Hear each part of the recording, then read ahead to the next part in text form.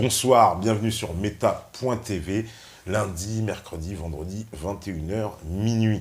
Comme d'habitude, grand bonjour à la régie, à Steph, évidemment au modérateur et à tous les métanautes pour une soirée spéciale santé avec le docteur Boukri. Bonsoir, bonsoir. Docteur, et bienvenue sur Meta.tv. Alors, un sujet qui va intéresser tout le monde parce qu'on a tous été... vous avez tous pris des médicaments, moi aussi. On va parler générique, on va parler santé aussi de façon générale.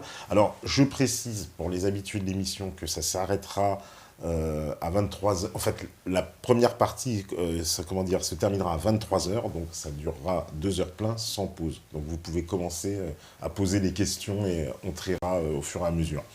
Voilà. Donc, vous êtes docteur déjà, première chose, vous êtes médecin. Auteur de plusieurs ouvrages, donc moi j'ai choisi celui-là. Alors le titre est assez évocateur, c'est-à-dire les médicaments génériques, l'arnaque, parce qu'il y a une arnaque derrière. Alors le titre il interpelle parce que bon, les médicaments génériques, je suis comme tout le monde, je me souviens, il y avait des publicités à la télé pendant des années, on nous a bien éduqués, si j'ose dire, sur ces voilà, en nous disant il faut acheter ces médicaments. Et que c'était on me dit, mais c'est les mêmes en moins cher. Donc pourquoi acheter l'original, puisque finalement on peut avoir le même pas cher. Et ce qu'on découvre dans votre livre, c'est que c'est plus compliqué que ça, finalement. Que ça, c'est la... Comme l'argument marketing. Voilà, absolument. Ouais. C'est un slogan. Alors, c'est vrai qu'il y a plus de 10 ans, lorsque les pouvoirs publics ont décidé d'intensifier la consommation et l'utilisation des médicaments génériques, partant du même principe que c'est la même chose, mais 30 ou 40% moins cher, je m'étais dit, après tout, pourquoi pas, on peut essayer, si ça permet de sauver le système de santé et on soigne de la même façon, en tant que médecin, en tant que citoyen, j'y vais. Donc j'ai joué le jeu, j'avais pas d'a priori négatif et j'ai commencé à prescrire du générique. Et puis, je voyais des patients qui revenaient me voir en me disant « Mais docteur, vous m'avez donné un médicament, c'est le générique, moi je m'aperçois que c'est pas tout à fait la même chose. Je prenais un médicament contre les gastrites, et ben j'ai pris le générique, les douleurs de l'acidité sont revenues. Je prenais un truc pour dormir, je dormais très bien avec la molécule originale, je dors moins bien. Bon, alors au début, moi je disais, mais monsieur, madame, c'est pas possible, c'est la même chose, c'est dans votre tête. Voilà. Bon. Donc j'essayais d'être... j'allais dans le sens du consensus de l'époque. Mais quand on voit 5, 10, 20, 30 patients qui nous disent à peu près la même chose, on finit par se poser des questions. On discute entre médecins, on se dit, mais non, tu as des soucis, toi, avec les génériques? Le type dit, oui, bah, moi, je remarque. Donc, ça commence à bouger. Et ben, moi, à partir de ce moment-là, je me suis dit, il y a quelque chose. Et je me suis documenté. Et je me suis documenté avec un collègue médecin qui est dans le Val d'Oise, qui s'appelle Julien Blin, qui partageait la même analyse que moi, qui est parti d'un constat. C'est-à-dire qu'on n'avait pas un a priori négatif, et puis les remontées de patients nous ont fait changer d'opinion, et on s'est dit, bon, alors on a analysé les choses, et comme vous le disiez, c'est plus complexe que ça.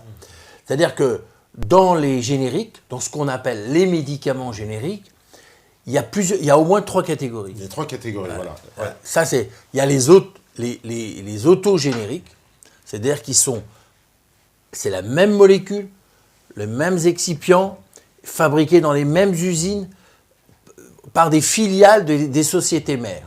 Bon, ça, c'est par exemple Sanofi qui est la société mère. Ils ont une filiale générique qui s'appelle Zentiva, mais ils fabriquent la même chose, 30 à 40% moins cher. Voilà. Bon, ça, c'est la même chose, on peut y aller. Bon. Puis vous avez des génériques. Vous avez le même principe actif, mais pas les mêmes excipients. Bon, donc déjà, il y a une nuance. Et puis vous avez la 3e catégorie de génériques, où vous n'avez pas la même concentration de principe actif, et vous n'avez pas les mêmes excipients.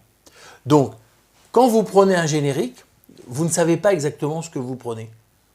C'est-à-dire que pour une même molécule, et je l'ai dit dans mon livre, je donne des exemples, pour une même molécule, vous pouvez avoir 15, 20, 30 génériques différents. Ça veut dire que concrètement, quand vous allez en pharmacie, vous dites, je vais vous donner un exemple, vous avez un mal à l'estomac, vous prenez la molécule originale, c'est Mopral. Et ben, le générique, c'est l'oméprazole. Et sur l'oméprazole, vous avez une vingtaine de marques différentes. Vous avez l'oméprazole de Teva, l'oméprazole de Mylan, vous avez l'oméprazole de Biogarant, vous avez l'oméprazole de plein de labos. Et quand on analyse, et je l'ai fait dans le livre, des fois vous avez des excipients qui sont différents.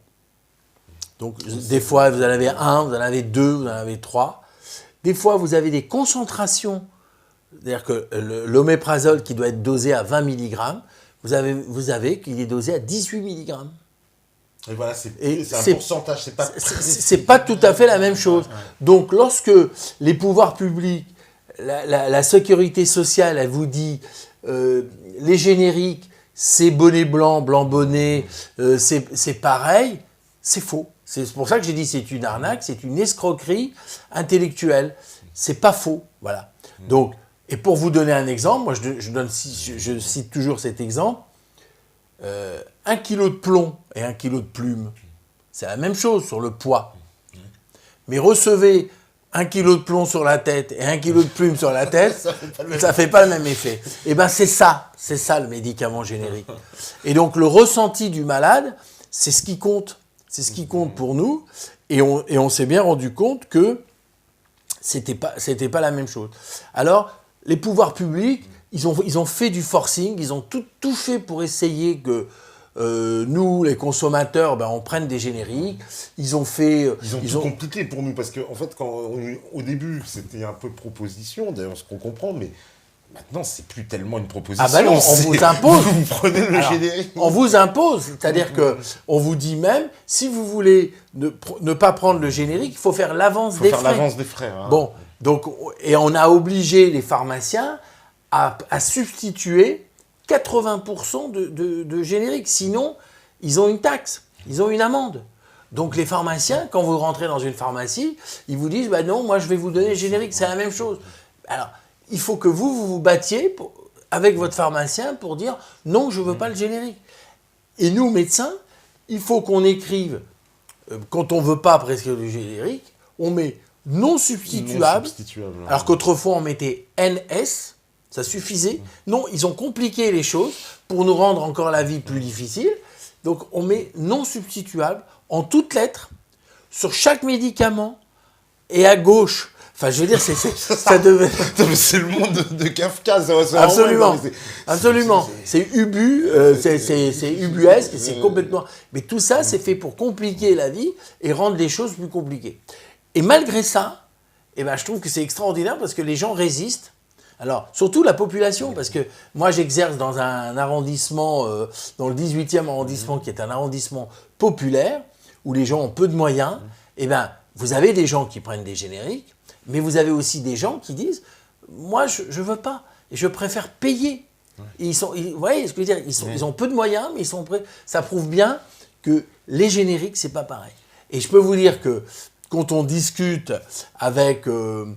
certains professeurs de médecine, on discute avec même des gens qui travaillent dans des laboratoires, ils disent vous êtes courageux, vous avez dit des choses que nous on pense, mais nous politiquement on peut pas se permettre. C'est un peu risqué quand même, c'est vrai de s'en prendre à ces laboratoires. Non, ils sont très puissants. Ils sont puissants, mais je veux dire, quand j'ai écrit ce livre, je dois dire que j'ai jamais eu de procès. Le syndicat des fabricants de génériques, ils m'ont menacé en me disant si vous continuez à sortir des contre-vérités, on va écrire au Conseil de l'ordre, etc. Ah oui, la menace du Conseil de l'ordre. La menace, voilà, menace de la sanction disciplinaire. Mais manque de chance pour eux, l'Académie de médecine, en février 2014, a sorti un rapport officiel, donc c'est fait quand même par des pontes, des membres de l'Académie de médecine qui ont dit les génériques, c'est pas pareil. Les génériques, c'est pas bonnet blanc et blanc bonnet, qu'il y a des différences. Voilà. Donc ça les a mis un petit peu complètement. Ils ne s'attendaient pas à ce qu'une institution aussi sérieuse ait désintéressée, parce que l'Académie de médecine, ça c'était la première chose. Et puis deuxièmement, il y a eu un rapport de l'IGAS, l'Inspection générale des affaires de sécurité sociale, de santé, qui dépend du ministère de la Santé. Ils ont écrit un rapport en disant que les médicaments génériques, pour plus de 80%, sont fabriqués dans des pays émergents, la Chine, l'Asie, le Pakistan, le Brésil, et que la fiabilité, elle n'est pas sûre. Et quand il y a eu des contrôles, eh bien souvent, il y a des médicaments qui sont fabriqués en Inde, dans des hangars. Oui, c'est ça qu'il m'expliquait, que c'est surréaliste d'ailleurs qu'on se dit, ça c'est terrible. Et voilà, et ça c'est même pas moi qui le dis, c'est l'IGAS, c'est le rapport. Et c'est un rapport officiel qui a été remis. Donc, tout ça pour dire que le médicament générique, c'est la promotion du médicament générique, c'est surtout une histoire d'économie. Alors voilà, on veut faire des économies, on veut réduire le déficit de la Sécu. On nous le vend comme ça. Le problème, c'est que quand on fait de la santé, quand on s'occupe des malades, même si on s'intéresse à la gestion, à l'économie, et ben là, c'est pas honnête. Alors voilà, moi c'est ce que je dis. Moi j'ai une politique très simple vis-à-vis des génériques. Vous avez 20-30 ans, vous êtes en bonne santé, vous avez une grippe, une petite maladie. Bon, je peux vous prescrire des génériques. Au bout du compte, quand vous allez vous prendre votre médicament pendant 5 jours ou 7 jours, que vous prenez le générique ou la molécule originale, au bout du compte, vous allez guérir parce que vous avez une maladie bénigne et que vous êtes, disons, d'une bonne constitution. Vous êtes jeune, vous avez des réserves.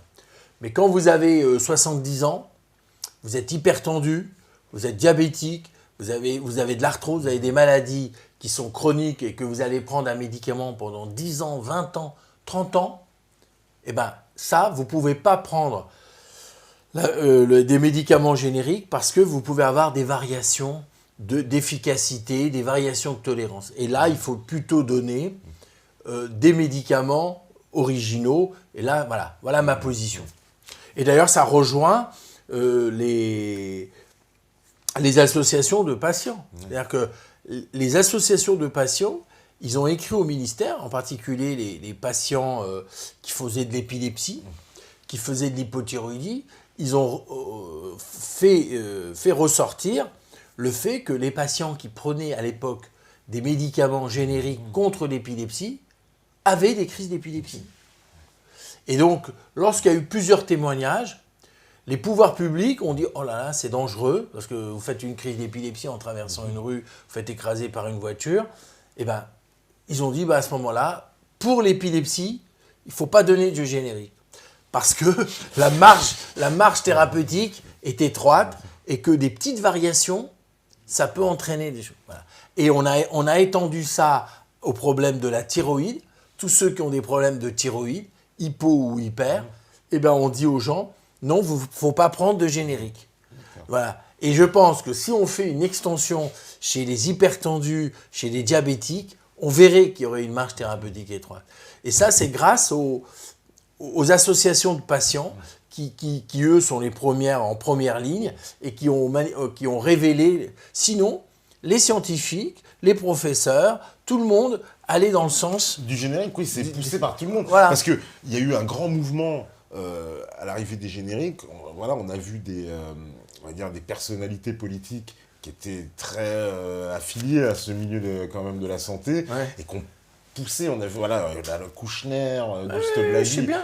C'est ça, voilà, ils ont ouvert les portes complètes du générique, quoi. Ils ont fait Mais je pense que les génériques, c'est avant tout une question d'argent. Voilà. C'est une question économique, d'argent, parce que tout ce qui est le médicament générique, c'est un médicament qui tombe dans le domaine public. Voilà, pour expliquer, donc c'est un brevet, c'est ça ? Voilà, c'est un médicament. Quand vous avez une molécule originale, pendant 15 ans, le laboratoire qui a créé cette molécule elle en a la propriété et elle a des droits sur cette molécule. Mais au bout de 15 ans, la molécule tombe dans le domaine public et du coup, tout le monde peut en fabriquer. Et vous, demain, vous pouvez très bien dire, je crée une boîte de générique. Puisque la molécule est tombée dans le domaine public, je peux l'acheter, je la fabrique en Inde, je la compose dans différents pays, puis je la vends dans des pharmacies. Vous ne faites que du commerce, vous ne faites pas de recherche et développement, donc vous n'investissez pas. Et il y a un laboratoire israélien qui s'appelle Teva, qui a fait fortune, qui était un petit laboratoire, petite coopérative de pharmaciens qui ont vu que le créneau et en disant que c'est l'avenir, c'est pour faire des économies, c'est pour que les gens puissent avoir accès aux médicaments pas chers dans les pays émergents, et ben ils se sont mis là-dedans. Et ils sont arrivés leader mondial du médicament générique. Par des méthodes commerciales assez agressives, par des méthodes où on a des activités commerciales auprès des pharmaciens, on essaie de jouer le monopole, bref. Ils attendent par exemple que le brevet, le jour où il est dans le domaine public, le générique est prêt le lendemain. Même avant, quand ils voient que 6 mois avant il va tomber dans le domaine public, ils se mettent à le commercialiser. Le temps que le laboratoire porte plainte, engage des procédures, il va tomber dans le domaine public. Eux, entre-temps, ils ont occupé le terrain. Ils arrivent avant tout le monde. Et puis, quand le concurrent arrive, eh ben, il dit, la place est prise. La place est prise. Et c'est très, très fort. Et ils sont arrivés leader mondial du générique. Et ils sont arrivés en quelques décennies à être 4e laboratoire mondial. Voilà. Et maintenant, le paradoxe, c'est que le laboratoire Teva, qui faisait que des génériques, fait maintenant des molécules originales et protège bien ses brevets. Et il ne veut surtout pas qu'il y ait des génériques. Donc voilà. Donc les génériques, c'est à mon avis qu'une histoire de gros sous, une histoire économique. C'était une volonté, je pense, des pouvoirs publics et des pays et la Commission européenne pour favoriser l'emploi dans les pays émergents. Voilà. Mais la préoccupation sanitaire, elle passait en second plan. Ouais. Parce qu'il y a pas mal de... Justement, voilà. Alors, on a parlé de cette fabrication qui est faite dans des pays... On ne sait pas vraiment, il n'y a pas de suivi, quoi. C'est pas... Bien sûr. Et il y a eu des mesures, quand on s'est rendu compte que certains médicaments génériques étaient fabriqués dans des pays où la qualité n'était pas assurée, la fiabilité, la traçabilité, on les a supprimés. Ça prouve bien que c'est pas pareil. Voilà. Et donc, le consommateur, le patient qui prend un générique, c'est-à-dire qu'il n'est pas sûr de ce qu'il prend. Et le médecin qui prescrit un générique, il ne peut pas savoir vraiment ce qu'il y a il ne sait pas quelle marque de générique va délivrer le pharmacien. Le pharmacien, voilà. On a brouillé les pistes de absolument, partout, c'est ça. Absolument. Et ça, c'est-à-dire... Et on a des patients, je vous répète, que tout est parti, moi, des patients qui me disaient, mais docteur, moi je ne comprends pas, j'allais bien, depuis qu'on m'a donné le générique, et vous avez des gens qui change de pharmacie, et donc le pharmacien lui délivre une autre marque de générique, et il était bien avec ce générique, il ne devient pas bien avec un générique. Un autre générique. Voilà. Et tout ça dans le livre, c'est expliqué, où vous avez dans les excipients, c'est-à-dire que dans une molécule, vous avez le principe actif, celui qui agit, qui permet de guérir, et puis vous avez les excipients, c'est-à-dire ce qui donne la couleur au médicament, la forme, le goût, etc. C'est tout ce qui entoure le générique, la molécule, je veux dire. Eh bien, vous avez des excipients qui sont... Certains, ils sont allergisants. Le rouge cochonnier, il y en a qui donnent des éruptions, d'autres qui donnent des boutons, et d'autres qui donnent des troubles digestifs. Voilà. Eh bien, certains génériques n'ont pas ces excipients-là, ils n'entraînent pas ces effets secondaires. Donc, quand on nous dit c'est pareil, c'est un mensonge. C'est un mensonge. Et ça, personne ne peut le nier. D'ailleurs, quand on écoute, on voit les pubs qui sont faites, aussi bien par Biogarant, Mylan, etc. Ils disent, nous avons choisi les excipients qui entraînent le moins d'effets secondaires. Ça prouve bien qu'il y en a.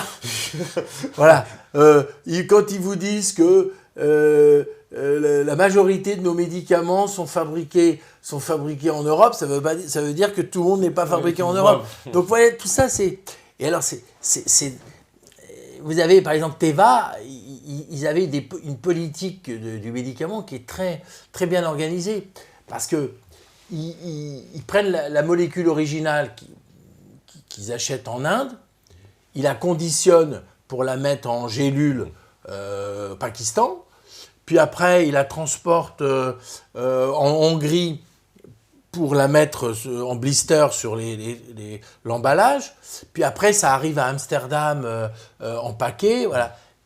Et tout ça, c'est pour réduire les coûts de fabrication, parce que pour arriver à un médicament qui coûte 40-50% moins cher, il faut bien réduire le coût de la matière première, il faut bien réduire le coût de fabrication.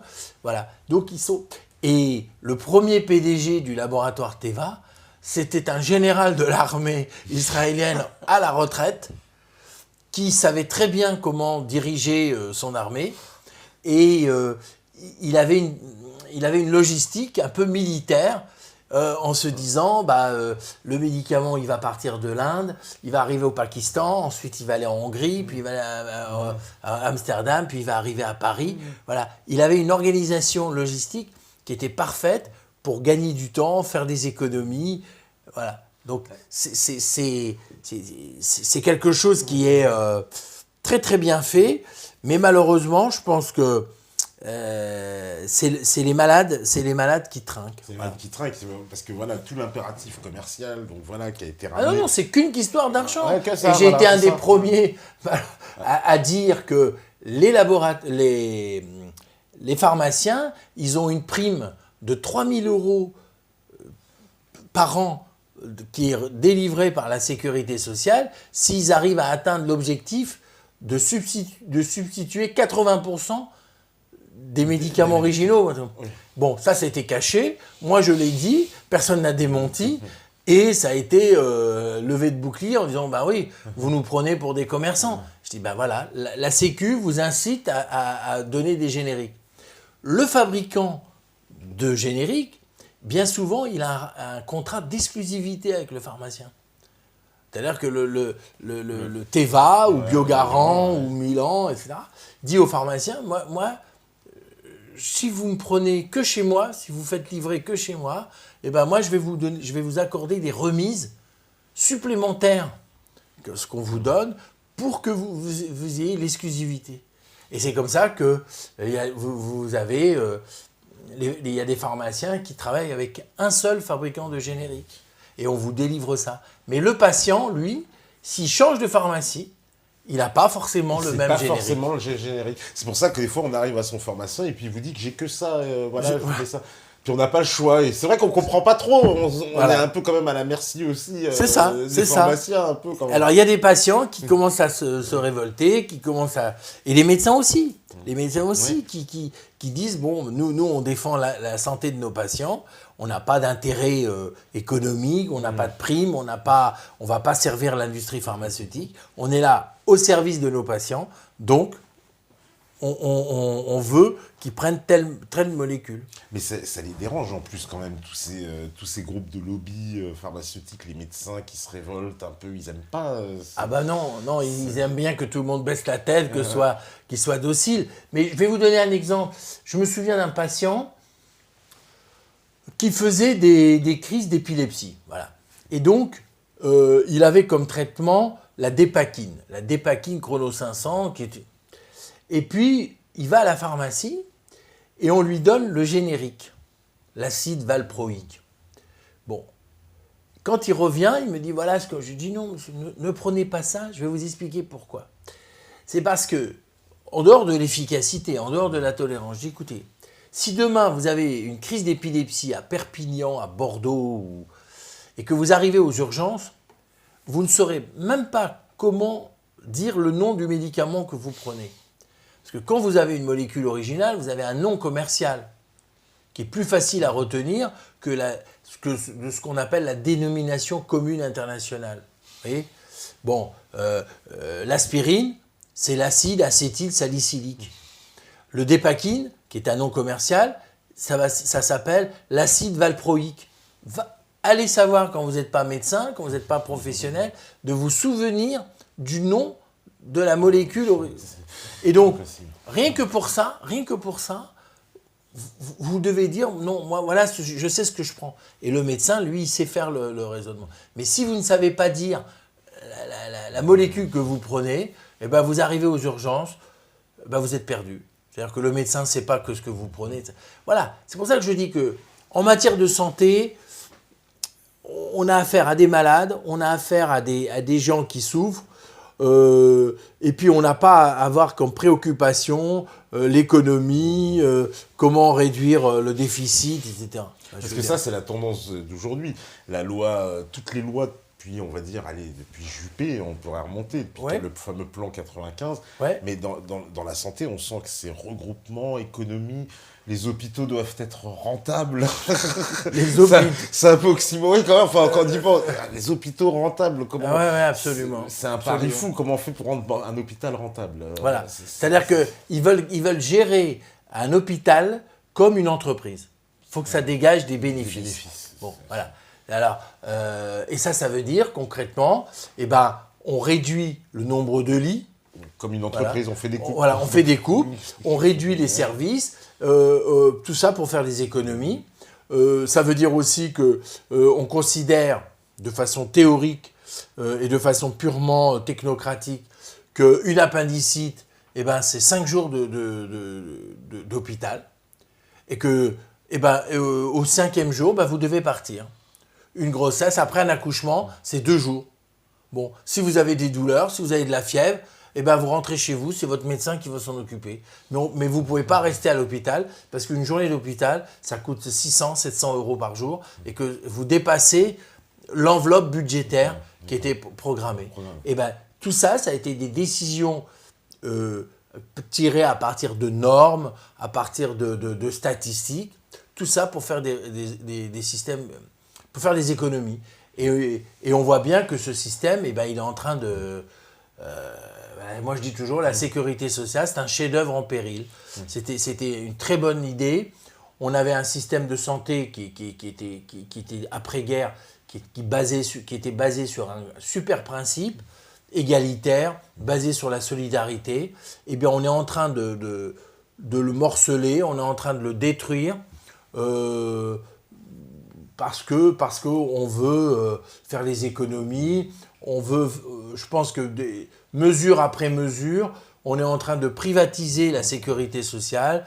La part des mutuelles qui a beaucoup augmenté. Les mutuelles qui augmentent, par le forfait hospitalier, et de gauche comme de droite. C'est-à-dire que c'est un mouvement continu. Depuis 25 ou 30 ans, la gauche comme la droite, on a eu le plan Juppé, on a eu Bérégovoy qui était ministre sous Mitterrand, était ministre des Affaires sociales, puis après il était ministre de la Premier ministre. Il a créé le forfait hospitalier. Le forfait hospitalier, il était avant de 20 francs, il est maintenant à 18 euros. C'est-à-dire que chaque journée d'hôpital coûte 18 euros par jour. Donc imaginez, vous restez 30 jours à l'hôpital, ben vous avez près de 600 euros que vous devez sortir, en plus de votre loyer, etc. Il a créé la franchise médicale. C'était 1 euro par feuille de soins, 50 centimes par boîte de médicaments. Bon, voilà, tout ça, ce sont des frais en plus. Avec Roselyne Bachelot. Voilà, Roselyne Bachelot, Douste Blazy, voilà. Et on dérembourse beaucoup de médicaments. Donc, et ça, c'est prouvé que le restant à charge, c'est-à-dire que ce qui vous reste, qui n'est pas remboursé par la sécurité sociale, il augmente d'année en année. Ça veut dire que la sécurité sociale n'est plus du tout solidaire et on avait un très bon système de santé qui est maintenant très moyen et qui régresse. Et ça se manifeste par des prises de rendez-vous qui sont de plus en plus Alors, espacées. espacé, parce que pour obtenir certaines spécialités, c'est à la croix et la bannière. Voilà. On n'est pas dans Donc, le milieu. Donc la sécurité sociale qui était basée sur un principe qui était extraordinaire, le principe de la sécurité sociale, c'était que chacun cotise selon ses moyens et se soigne selon ses besoins. Vous voyez, c'était ça. C'était ça le principe. Et donc c'était fantastique, c'est que tout le monde pouvait avoir accès. Et puis après, aujourd'hui, et puis c'est plus du tout la même chose, puisqu'on vous calcule des franchises, puisqu'on vous dit on vous dérembourse tel médicament, voilà. Donc vous devez vous dire il faut que je sorte de ma poche. En plus, d'un point de vue de politique de santé publique, ça veut dire qu'il y a des gens qui vont être malades et qui vont pas se soigner, qui vont bien sûr. En fait, quand ils vont se soigner, in fine, ça va coûter plus cher parce que ça va être plus grave à les guérir, peut-être aussi. Enfin, c'est. Mais on est dans un système qui est complètement pervers. Alors, je dis pas que la sécurité sociale elle est parfaite. Il y a eu des abus. Je pense qu'il faut lutter contre les abus. Il faut lutter contre. Il faut peut-être éduquer les gens en leur disant. Vous avez un bien précieux devant vous, sauvez-le. C'est un peu. Moi, je donne l'exemple. Vous avez une assurance contre l'incendie dans votre appartement. Vous mettez pas le feu à l'appartement. Vous vous dites pas, j'ai une assurance, je vais mettre le feu chez moi. Bon, là, c'est pas la même chose. Vous avez une assurance maladie, donc vous n'allez pas surconsommer en disant, puisque c'est gratuit, j'y vais, etc. Bon, voilà. Il faut quand même que les gens prennent conscience de ça. Il faut aussi que les gens se considèrent qu'un jour ou l'autre, ils seront malades et ils seront bien contents de pouvoir être soignés dans de bonnes conditions et gratuitement. Ce qui pouvait se faire il y a 50 ans ne peut plus aujourd'hui. Donc, Aubry, par exemple, Martine Aubry, quand elle était ministre, elle a créé la CMU. La CMU, oui. La CMU, couverture médicale universelle. Là encore, ça part d'un bon principe. La philosophie est bonne en disant il ne faut pas que les gens qui n'ont pas les moyens financiers ne peuvent pas se soigner. Donc ça part d'un bon état d'esprit. Mais la CMU, elle a été donnée de plus en plus à des gens. On ne sait pas comment, sur quels critères financiers. C'était flou. Et du coup, vous avez maintenant des milliers, des dizaines de milliers de personnes qui ont la CMU, qui abusent, qui viennent 3 fois par mois chez le médecin, qui surconsomment du médicament, qui font du gaspillage et du gâchis. Et donc, la CMU qui représentait 10% de nos consultations peuvent représenter aujourd'hui 30 ou 40%.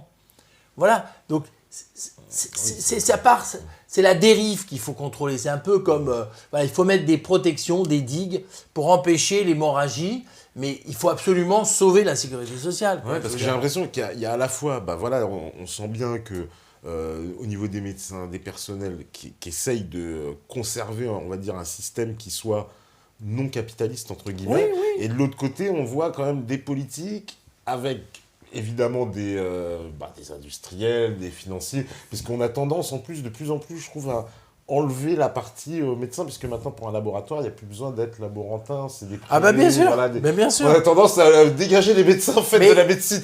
Le pouvoir, par exemple dans les hôpitaux, c'est un administratif qui dirige l'hôpital, et le médecin n'a même plus pratiquement son mot à dire. C'est-à-dire qu'on construit des services sans tenir compte de l'avis des professionnels de santé qui vont travailler dans le service. Bon, demain, je crois que malheureusement avec la libéralisation, avec les lois Macron, etc., demain, on peut avoir des capitalistes, des industriels qui disent on va ouvrir un laboratoire d'analyse, on va ouvrir des cliniques, et puis on va dire aux médecins, allez-y, il faut travailler, c'est déjà le cas, il faut faire 10 appendicites par jour pour rentabiliser la clinique, il faut que le bloc opératoire tourne 24 heures sur 24, donc à vous de créer des malades, voilà, à créer des pathologies pour faire tourner la boutique. Donc ça veut dire que c'est vraiment pervers, ça veut dire que le médecin en plus, il va donc prescrire des actes, des trucs, pour aussi gonfler les stats, quoi. Ça coûte pas grand-chose, allez, je lui fais 3 prélèvements, de toute façon, c'est compté dedans. Voilà, et donc, on est dans un système qui est complètement devenu fou, et c'est très dommage, parce que je vous dis, quand on est malade, et on peut tous l'être un jour, on l'a été, on l'est, ou on sera un jour malade, il faut pas que l'argent, ça soit un obstacle à se soigner, quoi. Si vous n'avez pas d'argent, que vous ne pouvez pas vous soigner, c'est une régression. Donc là, actuellement, moi je pense franchement que le système de santé, il est en train de régresser et on est en train d'être dans un système qui est moins égalitaire qu'avant. Mais comment ça se fait, cette pénurie de médecins? C'est quoi? On a dit, on n'a pas prévu qu'il y aurait... alors, qu'est-ce qui s'est passé? Comment on est arrivé à cette situation-là, quoi? La pénurie de médecins, ça aussi, c'est parti d'un raisonnement dans les années 75. Voilà. On s'est dit, voilà, les économistes de la santé, ceux qui nous gouvernent, ceux qui réfléchissent à l'économie de la santé, ils ont eu un raisonnement qui était, à mon avis, simpliste, mais c'est absurde et simpliste. Vous êtes un énarque, ça. Ça peut être ça. Alors, ils ont dit, il y a un déficit de la Sécu, c'est parce qu'il y a trop de consommation. Et il y a trop de consommation parce qu'il y a trop de médecins. Alors, on va réduire le nombre de médecins. En réduisant le nombre de médecins, on va réduire le nombre de consommations. Et donc, on va réduire le déficit. Voilà le raisonnement. Et donc, ils ont créé le numerus clausus. On a dit, voilà, il ne faut pas qu'il y ait plus de 5000 médecins par an. Voilà. Et bien, jusqu'au jour où c'était la canicule, je crois que c'était en 2003, on s'est rendu compte qu'il manquait des médecins en France. Et le phénomène, il s'aggrave. Aujourd'hui, on a des régions entières où il y a un désert médical. Il n'y a pas de médecins. Voilà. Donc, il n'y a pas de médecins. Et c'est parti du raisonnement que pour faire des économies, il faut casser la source. Et la source, c'était le médecin qui prescrit. Donc, c'est complètement absurde. C'est complètement absurde. Et on fait comme ça. Et c'est comme ça que, par exemple, les énarques, ils disent que, par exemple, dans un village, la clinique ne fait pas assez d'accouchements, alors on va fermer la clinique, et du coup, comme il n'y a plus de clinique, il n'y a plus de médecins, et on crée nous-mêmes la crise. Vous comprenez? On crée nous-mêmes le désert médical. Et donc, depuis 35 ans, 40 ans, moi j'ai été quelqu'un qui a connu le numerus clausus. Quand j'étais étudiant en médecine, j'ai connu le numerus clausus. On nous limitait. Voilà. Et d'année en année, on a réduit le nombre. Le nombre en plus. Alors, voilà. Et maintenant, on commence à le sortir. Mais il faut 10 ans pour former un médecin. Donc, même si on libère aujourd'hui un petit peu, on n'aura les résultats que dans 10 ans ou 20 ans. Et alors, il y a cet argument économique. Il y a eu aussi le corporatisme des syndicats des médecins qui ont dit plus il y aura des médecins, moins on gagnera des sous. Donc ils ont dit on préfère limiter. Pour nous, quoi, comme ça je gagne plus. Voilà, je gagne plus. Voilà. Donc les syndicats, ils étaient pour le numerus clausus. D'accord. Ouais. Donc voilà, et donc tout le monde s'y retrouvait. Les politiques, ils se disaient nous on va faire les économies, on plaît aux syndicats, donc c'est bien, ils n'auront pas de grève, on fera. Et tout le monde est content. Mais le problème, c'est que c'est le malade qui trinque. Et aujourd'hui, on se retrouve dans une situation où vous avez des régions où il n'y a pas de médecins, vous avez des listes d'attente pour vous faire opérer, vous demandez un rendez-vous à des spécialistes. Voilà. Donc voilà, cette pénurie de médecins, c'est un vrai problème et il était réel depuis 15 ans, 20 ans. Tout le monde savait qu'il va y avoir une pénurie de médecins. On sait aujourd'hui qu'il faudra attendre 2025 pour qu'on retrouve les chiffres de 80. C'est-à-dire que c'est écrit, il y a des rapports, etc. Rien n'est fait.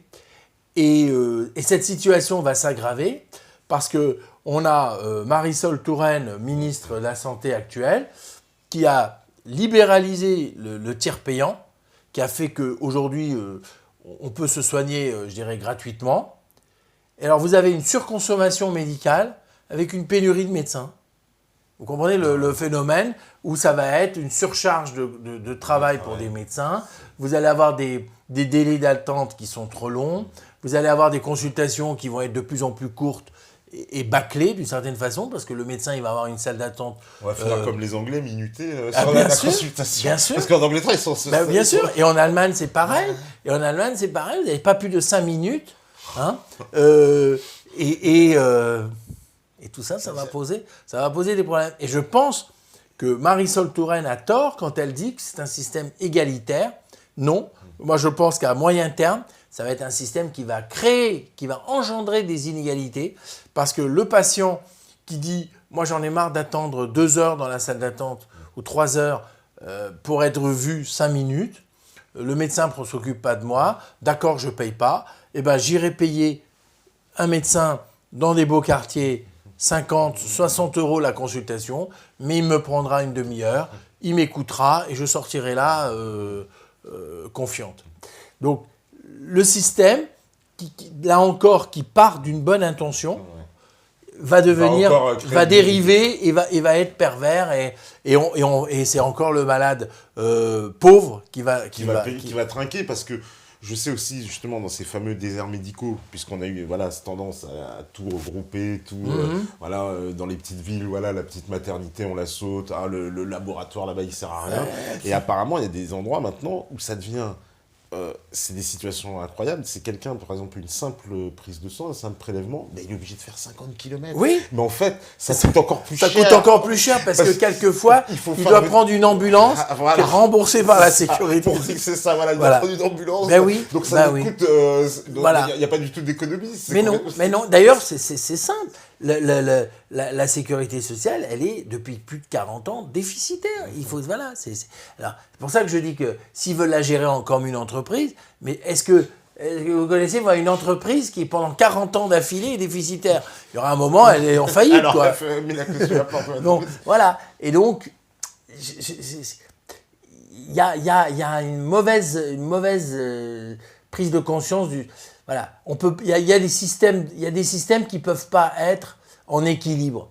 La santé, ça peut pas être géré comme une entreprise, ça ne peut pas être en équilibre. On ne peut pas demander à ce que ça soit rentable. C'est un peu comme si vous me dites, l'école, il faut qu'elle soit rentable.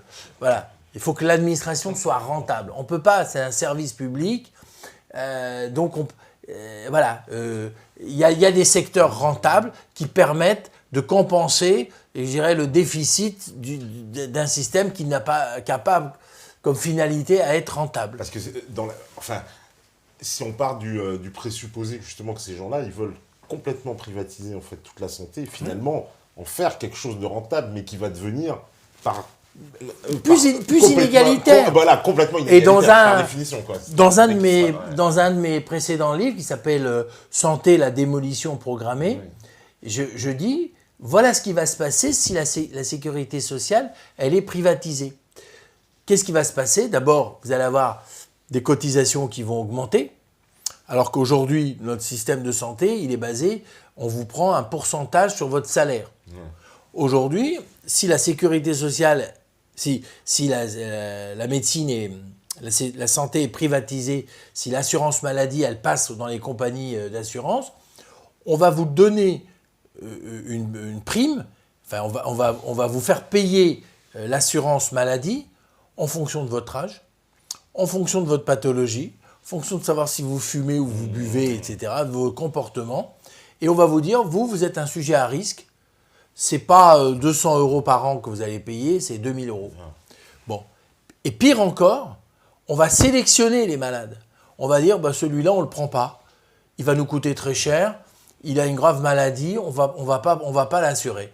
Donc on va sélectionner les malades. Vous vous rendez compte? Vous êtes malade, et en plus on vous dit non, on peut pas vous protéger, vous nous coûtez trop cher. Débrouillez-vous avec une autre compagnie. Voilà. Donc c'est un système qui va être plus inégalitaire, qui va coûter plus cher, alors qui va être rentable pour les compagnies d'assurance, mais le malade, il devra discuter à chaque fois. Voilà. Ça, c'est pour le malade. Et pour les médecins, ça va être une catastrophe parce que on va arriver à des scénarios où vous allez avoir un médecin inspecteur de la compagnie d'assurance qui va dire au médecin, écoutez, vous avez donné 5 médicaments, nous on considère qu'avec 3 médicaments, vous auriez pu le guérir, on vous rembourse que de votre ordonnance 40 €. Et le malade, il prend. Alors, débrouillez-vous. Voilà. Après, c'est à vous d'aller demander la différence au malade. Non, mais voilà. C'est un peu comme quand vous avez un accident de voiture, vous avez un dégât dans votre voiture, vous avez l'inspecteur de la compagnie d'assurance qui lui dit non, moi je prends en charge que ça. Allez, roux, faut aller demander à l'autre mec. Ah ouais, du coup, je peux. Voilà. Et ben voilà. Donc c'est un système, il faut faire attention parce que on est en train de bourrer le crâne des gens, on est en train de les conditionner en leur disant c'est mieux, vous serez mieux remboursé. C'est pas vrai. Parce que les compagnies d'assurance, ce sont des sociétés qui cherchent des profits, donc ils vont augmenter les primes tous les ans, qui vont peut-être se dire nous, on vous rembourse pas tel soin, c'est de votre poche, ou vous avez trop dépensé, et pourquoi vous allez voir tel médecin. Nous, on a des listes de médecins que vous allez voir. C'est ça, qui vont être agréés par la compagnie d'assurance. Et du coup, nous, on sait qui sont ces médecins. Voilà, donc le système, il va être pire, à mon avis, que le système actuel. Donc c'est pour ça que je dis, la sécurité sociale, elle est malade, mais il faut la sauver. Il y a des dérives, il y a des choses à corriger, mais il ne faut surtout pas l'abandonner et aller au privé. Je pense que ça serait catastrophique, c'est ce que je vous dis. Ça serait on sera encore plus pauvre, plus mal soigné et plus inégalitaire. Et sur parce qu'il y a une tendance générale, donc on voit aussi dans l'économie, on voit une espèce de libéralisation qu'on nous présente comme ça, mais en même temps sur des professions libérales comme la vôtre, et qu'on a vu sur la loi Macron, justement aussi la loi Touraine, on sent que vous êtes attaqué dans cette libéralité. De plus en plus, on a l'impression qu'on veut imposer aux médecins, alors peut-être pas de devenir clairement des salariés fonctionnaires, mais on y vient, voilà, on y vient. J'ai l'impression qu'on essaye d'enlever de plus en plus toute votre marge d'action qui fait le libéral de votre métier pour justement vous cadenasser dans des procédures, des protocoles. Alors moi je pense que les médecins de ma génération tiennent beaucoup au côté libéral, au côté indépendant de la médecine, parce que je pense qu'on fait un métier au service du malade et on ne veut pas qu'on nous donne des leçons, on ne veut pas qu'on nous dise ce qu'on a à faire. Malheureusement, je pense que la nouvelle génération de médecins, ils n'ont pas été formatés comme nous, quoi. Et aujourd'hui, les jeunes médecins, ils se disent nous, c'est bien si on a un salaire fixe, on va faire nos 35 heures, voilà. Et donc, ils ont une mentalité qui a changé et qui sont prêts, et d'ailleurs, ça marche bien, c'est-à-dire qu'ils sont prêts à ce qu'ils soient fonctionnalisés, voilà. Et ils se disent, on préfère perdre notre liberté, mais avoir la sécurité. Alors que nous, quand on s'est installé, on préférait la liberté à la sécurité. Donc les mentalités changent. Je ne suis pas sûr que ça soit bien.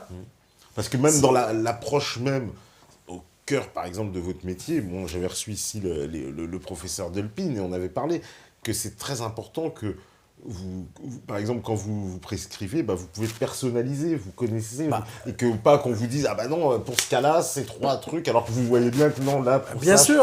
Voilà. Non, mais ça, la médecine est devenue de plus en plus une science normative, avec des normes, des recommandations, des statistiques, des données, voilà. Or, moi, je pense tout le contraire. Moi, je pense que chaque malade est différent. Chaque malade est une personne, elle est unique. Et ce que je fais à monsieur X, je ne le fais pas à monsieur Y. On fait la médecine, elle est forcément personnalisée. Mais là encore, les pouvoirs publics, les économistes, les technocrates, ils veulent nous canaliser, ils veulent nous empêcher d'être libres, en fin de compte, et de faire une médecine adaptée à chaque personne. Voilà. Et du coup, elle devient de plus en plus normative et aseptisée.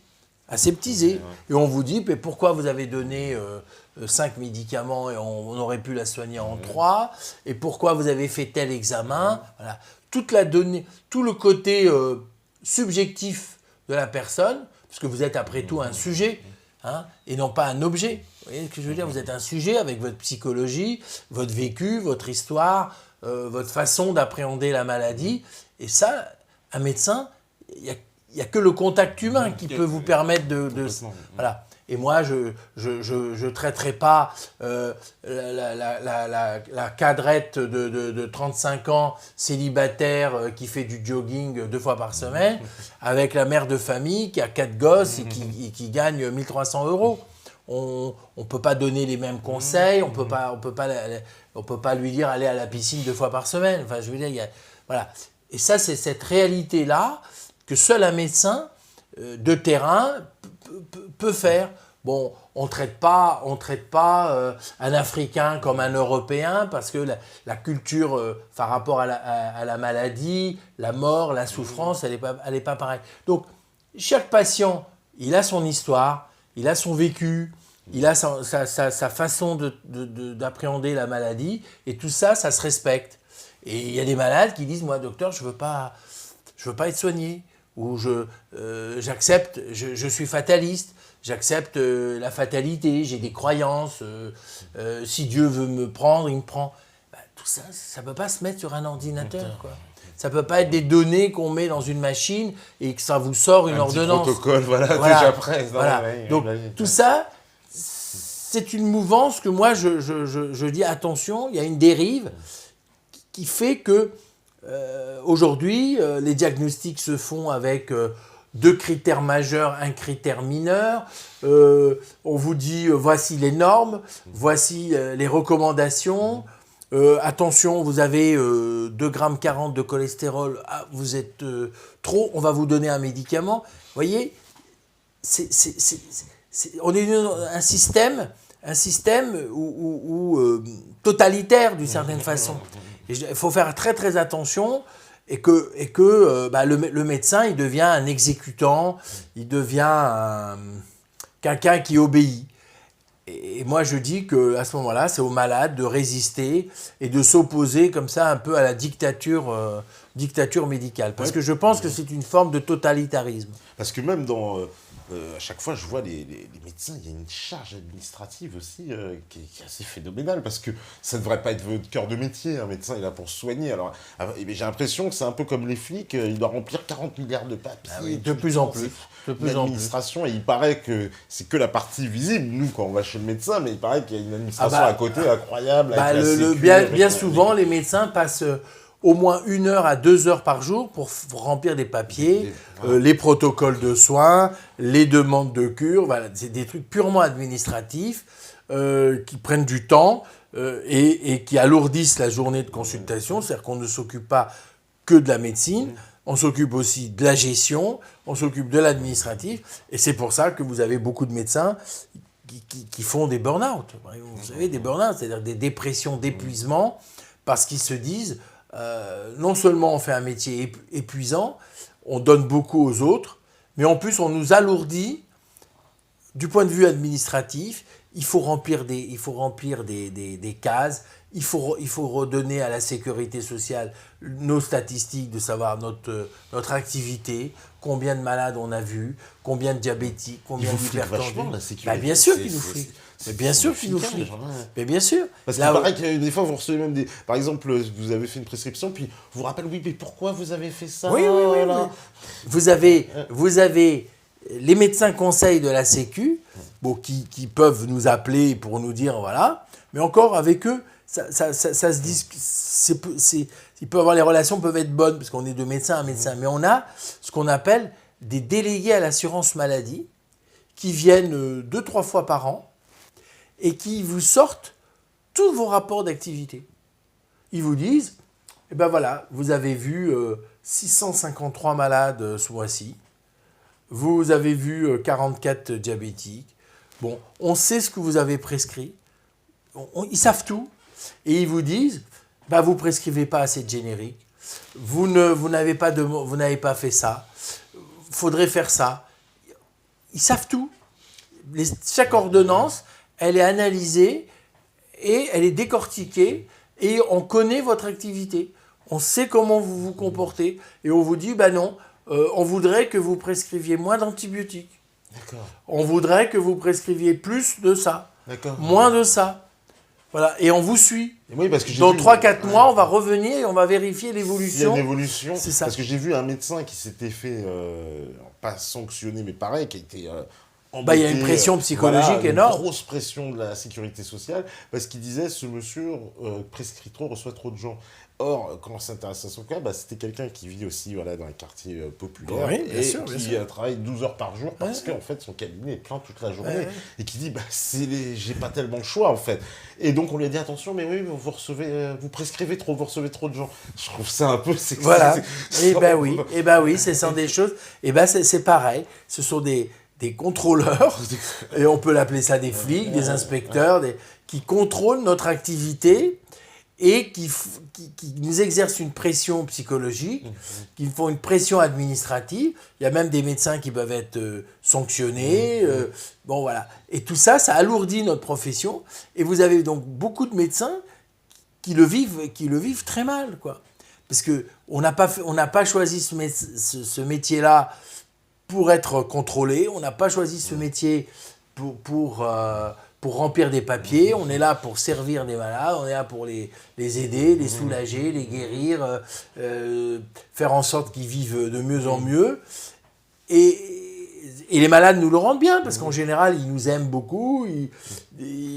Chaque fois que dans les sondages, on nous dit plus de 85% des malades font confiance à leurs médecins, Oui, etc. c'est vrai. Mais c'est les pouvoirs publics, l'administration qui est un peu contre nous. Ouais. Parce Contre nous. qu'on sent bien quand on a affaire, je vous dis mais vraiment sans embâche, le personnel de santé, on sent à chaque fois beaucoup de dévouement. Et Oui, c'est vrai. presque sacerdotal un peu Bien sûr, bien la sûr. santé. C'est, Les études de médecine sont très longues et très difficiles. En plus, l'exercice médical, il est difficile. Vous avez des responsabilités, vous ne calculez pas le nombre d'heures. Donc, tous ceux qui font ce métier, ils ont quand même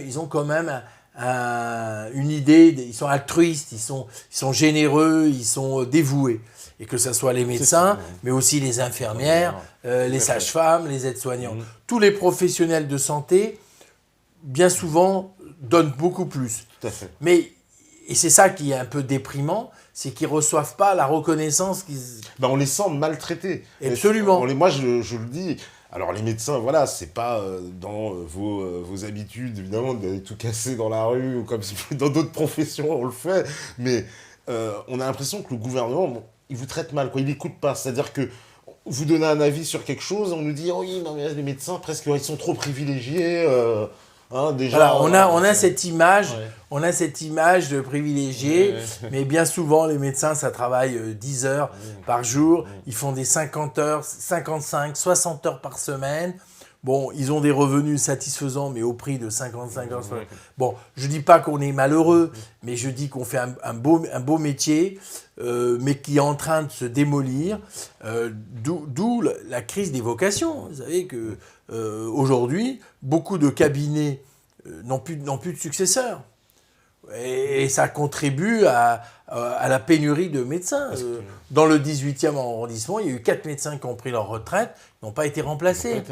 Voilà, parce que les jeunes médecins, ils sont conscients de l'évolution du métier et ils disent, nous, on ne veut plus travailler comme vous 55 heures par semaine, on ne veut plus remplir des papiers toute la journée, nous, on veut avoir un salaire à la fin du mois, on fait nos 40 heures ou 35 heures, voilà. Fonctionnariser totalement. Fonctionnariser. Donc du coup, les cabinets libéraux, on a énormément de problèmes pour trouver des successeurs, pour les céder. Alors qu'il y a encore 30 ou 40 ans, chaque médecin avait la suite. Et donc voilà, et c'est comme ça que les pouvoirs publics créent des maisons médicales. Alors ça pousse comme des champignons, à peu près, les maisons médicales. Oui, parce qu'aujourd'hui, les médecins se disent, nous on veut travailler, on veut faire 35 heures, on veut quitter à 6 heures du soir, rentrer chez soi, et puis on va gagner 3 000 € par mois, on ne s'embête plus. Voilà, c'est une nouvelle façon d'exercer. Moi, à mon avis, elle est moins basée sur la relation médecin-malade. C'est-à-dire que le médecin devient, je dirais, un prestataire de service, quoi. Il fait un acte, il est payé pour cet acte. Il n'y a plus cette relation qu'il pouvait y avoir entre le malade et son médecin, la relation de confiance, la relation intime quoi, qui peut s'adresser. C'est-à-dire que le médecin aujourd'hui, moi ça fait plus de 30 ans que j'exerce, je connais un peu l'histoire de mes patients, je les ai connus petits, ils se sont mariés, ils ont eu des enfants, enfin je veux dire... Un médecin c'est comme un avocat, faut tout lui dire. Voilà, on dit tout, absolument, on connaît tout, alors qu'aujourd'hui, si on travaille dans des centres médicaux, où les médecins sont interchangeables, vous allez plutôt vous parler de votre symptôme. Vous allez dire j'ai mal au dos, j'ai mal au ventre, j'ai mal à la tête. Mais vous n'allez pas parler de votre vie. Non, vous n'allez pas parler de ce qui vous gêne avec votre femme, avec votre patron, avec vos collègues. Et donc tout ça, la relation, elle va être basée sur un diagnostic, mais non pas sur une souffrance. Le métier va être plus technique et moins humain. Parce que vous n'allez pas... Bon, vous allez dire, j'ai mal à la tête, je fais une dépression. On va vous soigner pour votre dépression, mais il faudra qu'après qu'on sache pourquoi vous avez fait une dépression. Est-ce que c'est le boulot? Est-ce que c'est la vie conjugale? Est-ce que c'est la solitude? Est-ce que vous avez des souffrances? Est-ce que vous avez un enfant malade? Enfin, voilà. Et puis le médecin, d'aujourd'hui ou d'hier, il connaissait votre famille, il connaissait un petit peu comment vous vivez, vos conditions de travail. Si on travaille dans des centres médicaux, la consultation, elle va être basée sur j'ai mal là, je veux la réponse à ma souffrance. À ma souffrance, voilà, c'est ça. Voilà. Mais on ne tient pas compte, on tiendra peut-être moins compte de votre vie, de ce que vous faites, de votre idée. Voilà. Et puis on va vous dire, dans les centres médicaux, vous devez vers 40 malades par consultation. Donc, hop, en 8 heures, il faut que... C'est plus la tradition, ce qu'on appelle le médecin de famille, que voilà... Ouais, le médecin humaniste. Moi, j'ai connu ça, que le médecin il connaît toute la famille, il connaît... Absolument, qui connaissait, qu'il y a des médecins qui rentraient dans les domiciles des gens, et en rentrant dans un domicile, ils voyaient un petit peu, par les meubles, par la décoration, comment les gens vivaient, ils voyaient comment... Voilà, est-ce que les gens mangent à leur faim, ils ne mangent pas à leur faim, est-ce que... Voilà, ça y est, non, vous rentrez dans une maison, vous pouvez faire un diagnostic social un petit peu de la personne. Bon, aujourd'hui, les malades, ils vont dans un centre. Bon, voilà, vous dites, vous êtes employé, etc. Mais on ne sait pas exactement ce que vous faites, quelles sont les relations que vous avez avec votre employeur. Voilà, tout ça change. Et donc, moi, je pense que la médecine, elle va perdre un peu de son humanité. Voilà, voilà. Et moi, je pense que la médecine, elle est belle, elle est grande parce qu'elle est humaine. Si on enlève le côté humain et on privilégie la technique, et on privilégie les statistiques, et on privilégie la technologie, je ne suis pas convaincu qu'on fera une médecine de qualité. Je suis pas convaincu. Surtout qu'on a les moyens en plus, dans l'absolu, on a tout ce qu'il faut pour faire une médecine de qualité. Oui, mais je pense que le monde se déshumanise quelque part. Oui, c'est ça, ouais. Parce qu'on devrait vraiment avoir tout ce qu'il faut en termes d'infrastructure, en termes humains. Parce que même là, les manques de médecins, c'est incroyable, c'est qu'on va chercher des médecins à l'étranger, j'ai vu, parce qu'on en a... Alors, on nous dit on n'a pas assez en France, mais on va quand même en embaucher à l'étranger. Mais c'est la conséquence très négative du numerus clausus. Donc, moi, j'ai eu des copains qui n'ont pas eu leur concours pour un quart de point, un demi-point. Et ils ont été malheureux parce que c'était une vocation, ils avaient envie de faire de la médecine. Et comme le concours il est très difficile, eh ben, ils l'ont raté pour un demi-point. Et puis après, ils apprennent quelques années plus tard qu'on fait appel à des médecins roumains, grecs, des choses là, des gens... du maghrébin, il y en a de partout. Et des gens qui sont moins bien formés, voilà... Et là, il y a quelque chose qui tourne pas rond. Qui tourne pas rond. Voilà, c'est ça le paradoxe. Il y a pénurie de médecins, mais on libéralise pas le numerus clausus. On n'augmente pas les vannes. Voilà, on vous dit il y a des déserts médicaux, mais aujourd'hui, un médecin, s'il n'a pas l'infrastructure radiologie, clinique, biologie, comment voulez-vous qu'ils fassent un diagnostic? Bon, et aujourd'hui, les médecins, ils ont envie d'avoir aussi une qualité de vie. Donc, il va pas travailler dans une région où il n'y a pas de restaurant, de cinéma. Donc il va se dire, je travaille, mais j'ai besoin de tout ça. Donc, on prend le problème à l'envers. C'est-à-dire qu'on prend le problème à l'envers. On rend les régions désertes, on supprime tout, et puis on dit aux gens, venez. Mais c'est quelque chose qui tourne pas rond, quoi. Qui tourne pas rond. C'est pas comme ça qu'il faut faire. Il faut au contraire créer de l'infrastructure, et ça fait venir. Mais si on dit, la clinique n'est pas rentable, on la supprime ou on la ferme, ça fait venir personne. Ouais, c'est encore pire, quoi. C'est encore pire parce que ceux qui habitent là, ils se disent, il n'y a plus rien, et finalement, et c'est comme ça que la situation et le système de santé se dégradent. C'est comme ça que le système de santé se dégrade. C'est-à-dire qu'aujourd'hui, dans l'assistance publique, les personnes ne sont pas motivées parce qu'il y a pénurie de personnel, parce qu'ils sont traités très mal, ils ne sont pas toujours bien rémunérés. Ils ne sont pas motivés. Et du coup, les gens sont... Et qu'est-ce qu'on fait? On quitte l'assistance publique et on va vers le privé. Vers les cliniques privées. Voilà. Donc, il y a quelque chose qui ne tourne pas rond. C'est-à-dire qu'il y a un décalage entre le discours officiel en disant on veut une médecine sociale, solidaire, humaine, assistance publique, et puis on ne fait rien pour la conserver. Et les gens se disent, moi je suis très mal reçu dans les hôpitaux, j'attends des semaines pour avoir des rendez-vous, je vais aller dans le privé, où je suis mieux reçu, je paierai plus cher, mais je serai mieux reçu. Parce que c'est aussi le problème des urgences complètement embouteillées, les hôpitaux. Il y a beaucoup de problèmes apparemment aussi de violence dues à cette situation, puisqu'il y a des attentes interminables. Absolument. Alors, on attend 8 heures, 10 heures, donc les patients s'énervent. J'ai vu qu'il y avait des conflits partout dans les urgences. Bien sûr. On met des vigiles. Des vigiles, voilà. On met des vigiles dans les services d'urgence. Parce qu'il y a l'agressivité, il y a des incivilités, etc. Oui, Et du coup, ça crée des tensions. Parce que c'est des pressions supplémentaires, ça, qui viennent s'ajouter pour le personnel. Mais bien sûr. Non seulement il y a des gens, en plus de ça, il y a une pression. On réduit le personnel alors que c'est une activité. La médecine, ça fait une activité où on a besoin d'une relation humaine. C'est-à-dire que, paradoxalement, il faudrait plus d'infirmières, plus d'aides-soignantes, plus de médecins, de façon à ce que les malades se disent on est bien reçu, ça va relativement vite, le médecin il a le temps. Aujourd'hui c'est tout l'inverse, personne n'a le temps d'examiner, l'infirmière elle est débordée, l'aide-soignante elle en peut plus, et c'est comme ça que la situation se dégrade, et le malade, il en fait des frais, moi je trouve qu'il en fait des frais. Il en fait des frais.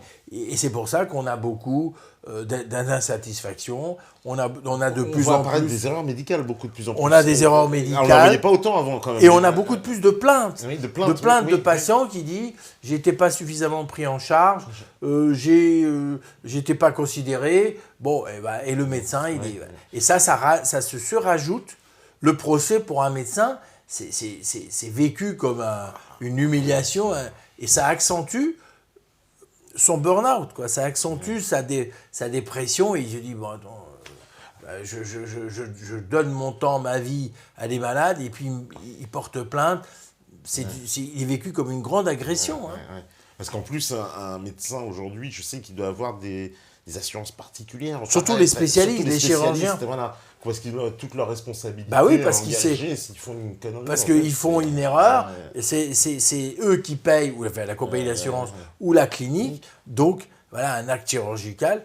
Et tout ça est lié, si vous voulez. Les accidents médicaux liés aux soins, c'est dû à la pénurie de médecins, c'est dû à l'accélération des soins, c'est dû au fait qu'on va de plus en plus vite et qu'il faut vite sortir les malades.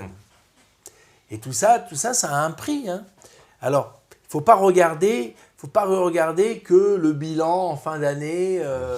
Il faut avoir une vision un peu plus... C'est-à-dire que vraiment, il faudrait que les politiques, ils arrêtent donc qu'on arrête vraiment un changement de cap, de dire on arrête de considérer sous l'angle capitaliste. Mais non, il faut pas, voilà. Il faut arrêter complètement. Moi, on change de mentalité. Je pense très honnêtement, et je l'ai écrit dans mes livres, et je le pense, que un État, d'une manière générale, un gouvernement, quel qu'il soit, il doit avoir, je dirais, quatre priorités. Il faut qu'il assure à sa population la possibilité de se loger, de se soigner, d'éduquer et puis de nourrir, je dirais, correctement sa population. Voilà. Il faut que ces quatre objectifs ils puissent être atteints. Voilà. Se loger, bon, et on sait que ça pose des problèmes, se loger, se soigner, s'éduquer et avoir une vie décente. Tout le reste, là, les loisirs, tout ça, c'est du plus. Mais malheureusement, aujourd'hui, ces grands besoins-là, ils ne sont pas forcément assurés. Vous savez bien comme c'est difficile pour se loger aujourd'hui. Pareil, c'est le même principe. Pénurie de logement, forte demande, donc augmentation des loyers. Les gens ils se saignent pour avoir un logement. Bon. Se soigner, on voit la difficulté. L'éducation, cette année, on a vu que toutes les statistiques sont effondrées. La France au mauvais niveau. Les gens vont dans des écoles privées. Voilà. Et donc, c'est pour ça que je dis que l'État, un gouvernement, l'État, il doit se préoccuper de ces choses-là, à la base. Bon, et ça, c'est malheureusement, on n'a pas pris conscience, on est basé sur toujours pareil, avec des conclusions chiffrées, combien ça coûte, combien ça dépense. Non, il y a des moments, il faut peut-être investir. C'est pas rentable les premières années, mais on va y gagner en qualité de vie, on va y gagner en harmonie dans la vie. Parce que la violence, ça a un coût. Parce que tous ceux qui ont pris ces options-là en Europe, comme on a vu en Angleterre, où c'est le tout libéral dans la santé, d'ailleurs même ils en reviennent un peu. Mais bien sûr, parce que ça a été une catastrophe. Oui, mais regardez par contre au Danemark, où tout est basé sur la communauté, le social, etc. Les gens vivent beaucoup plus heureux. Ils disent que le Danemark est un pays où de toute l'Europe, les Danois se sentent heureux. Ils se disent, on fait des études, on sait qu'on va avoir du boulot. On est soigné, on est dans de bons endroits, on peut se soigner. On a des équipements qui... C'est public là-bas, ils ont tout gardé public Non, c'est-à-dire qu'ils ont fait une politique où ils ont investi dans le matériel médical, dans les hôpitaux, on met des belles chambres, on met du personnel, si bien que le Danois, d'une manière générale, ses besoins essentiels sont assurés de façon moderne et décente. Voilà. Donc, c'est un choix les pays nordiques, ils ont beaucoup basé sur l'art de vivre. Voilà. Les pays capitalistes ou l'économie libérale, c'est basé beaucoup sur le chacun pour soi. Ce qui compte, c'est moi. Alors que dans les pays nordiques, il faut penser à nous. Il faut que tout le monde soit plus ou moins heureux. Et donc les pays basés sur l'économie et le capitalisme, c'est du genre, tu te débrouilles, tu as l'argent, tu vivras bien, tu n'as pas d'argent. Nous, en plus, on avait un système de solidarité, mais qui est en train de s'effriter. Parce que les Anglais, on prend exemple donc sur ces Anglais, finalement, ces Américains. Moi, je pense que je vous dis, c'est pas bon, c'est pas bon. Il faut il y ait des minimums. Il faut il faut que la plupart des gens ils aient une vie correcte, quoi. Et aujourd'hui, vous avez on n'a pas une médecine à 2 vitesses, on a une médecine à 3 ou 4 vitesses. Il y a des malades qui renoncent aux soins, qui ne vont pas se soigner, ni les dents, ni les yeux, ni rien, parce qu'ils n'ont pas de sécurité sociale, ils ont très peu. Fait, ouais. Vous avez ceux qui ont le système de sécurité sociale basique. Bon, ils n'ont même pas la possibilité d'aller voir des spécialistes. Donc voilà, parce que les spécialistes, ils sont en secteur 2, et ils vous disent, moi je ne peux pas payer. Oui, parce que... il y a des dépassements d'honoraires. Il y a les fameux dépassements d'honoraires, parce que quand on est en la CMU, en fait, la sécurité sociale ne repose qu'une certaine Ah bah que sur la base. Que sur la base, voilà. Le tarif d'un spécialiste, c'est 30 euros ou 33 euros. Quand vous avez un spécialiste qui vous prend 60 euros, la différence, c'est pour vous. C'est pour vous, voilà. Donc, le restant à charge, ce qu'ils appellent le restant à charge, il augmente. Et donc, vous avez des gens qui ne peuvent pas aller voir les spécialistes, qui ne peuvent pas aller faire des actes chirurgicaux où il y a des dépassements d'honoraires de 500, de 1000 euros. Donc, et ça, on est déjà à 3-4 vitesses. Et puis, il y en a ceux qui, eux, ont les moyens de payer, etc. Donc, entre ceux qui renoncent, ceux qui ont les médecines de base, ceux qui ne peuvent pas avoir aux spécialistes, voilà, c'était pas comme ça. C'était pas comme ça. C'est pour ça que je dis, il y a une régression sociale. Je crois que objectivement, quelqu'un de bonne foi peut le reconnaître, mais apparemment, peut-être que le chantier est énorme et que personne ne veut s'en occuper, mais c'est vraiment vital. Hein. Sinon, on va encore régresser. Hein. Parce que le pouvoir des mutuelles, en plus, lui, il cesse d'augmenter. Mais bien sûr. Et ça aussi, c'est une part privée. Parce que derrière le mot mutuelle, c'est ce qu'on avait vu aussi dans c'est une émission, des assurances complémentaires. Des assurances complémentaires privées. À 90%, c'est pas mutualiste. Parce que mutuelle, ça fait un peu service public, solidarité. Non. Enfin, dans le mot, quand on l'entend, une mutuelle, c'est pas... Dans la majorité, ce sont des assurances privées qui cherchent la rentabilité. Voilà. Et puis, vous avez AXA, le GAN, enfin, toutes les... Et qui savent très bien gérer, leur secteur. Et eux, ils font pas de la philanthropie. Ils font pas de la philanthropie. Et ça va de plus en plus... voilà. Et alors, on est dans une situation paradoxale où vous avez une population qui vieillit de plus en plus. Et plus vous vieillissez, plus vous avez des maladies. Et d'un autre côté, ces maladies coûtent de plus en plus cher. Et paradoxalement, vous n'avez pas accès au 100% pour tout. Par exemple, il y a quelques années, l'hypertension artérielle alors qu'elle était considérée comme une affection de longue durée et qui était remboursée à 100%, elle n'est plus remboursée à 100%. Voilà. Donc il y a eu levée de bouclier, les cardiologues ont dit c'est pas normal, et les pouvoirs publics ont dit non, il faut faire des économies.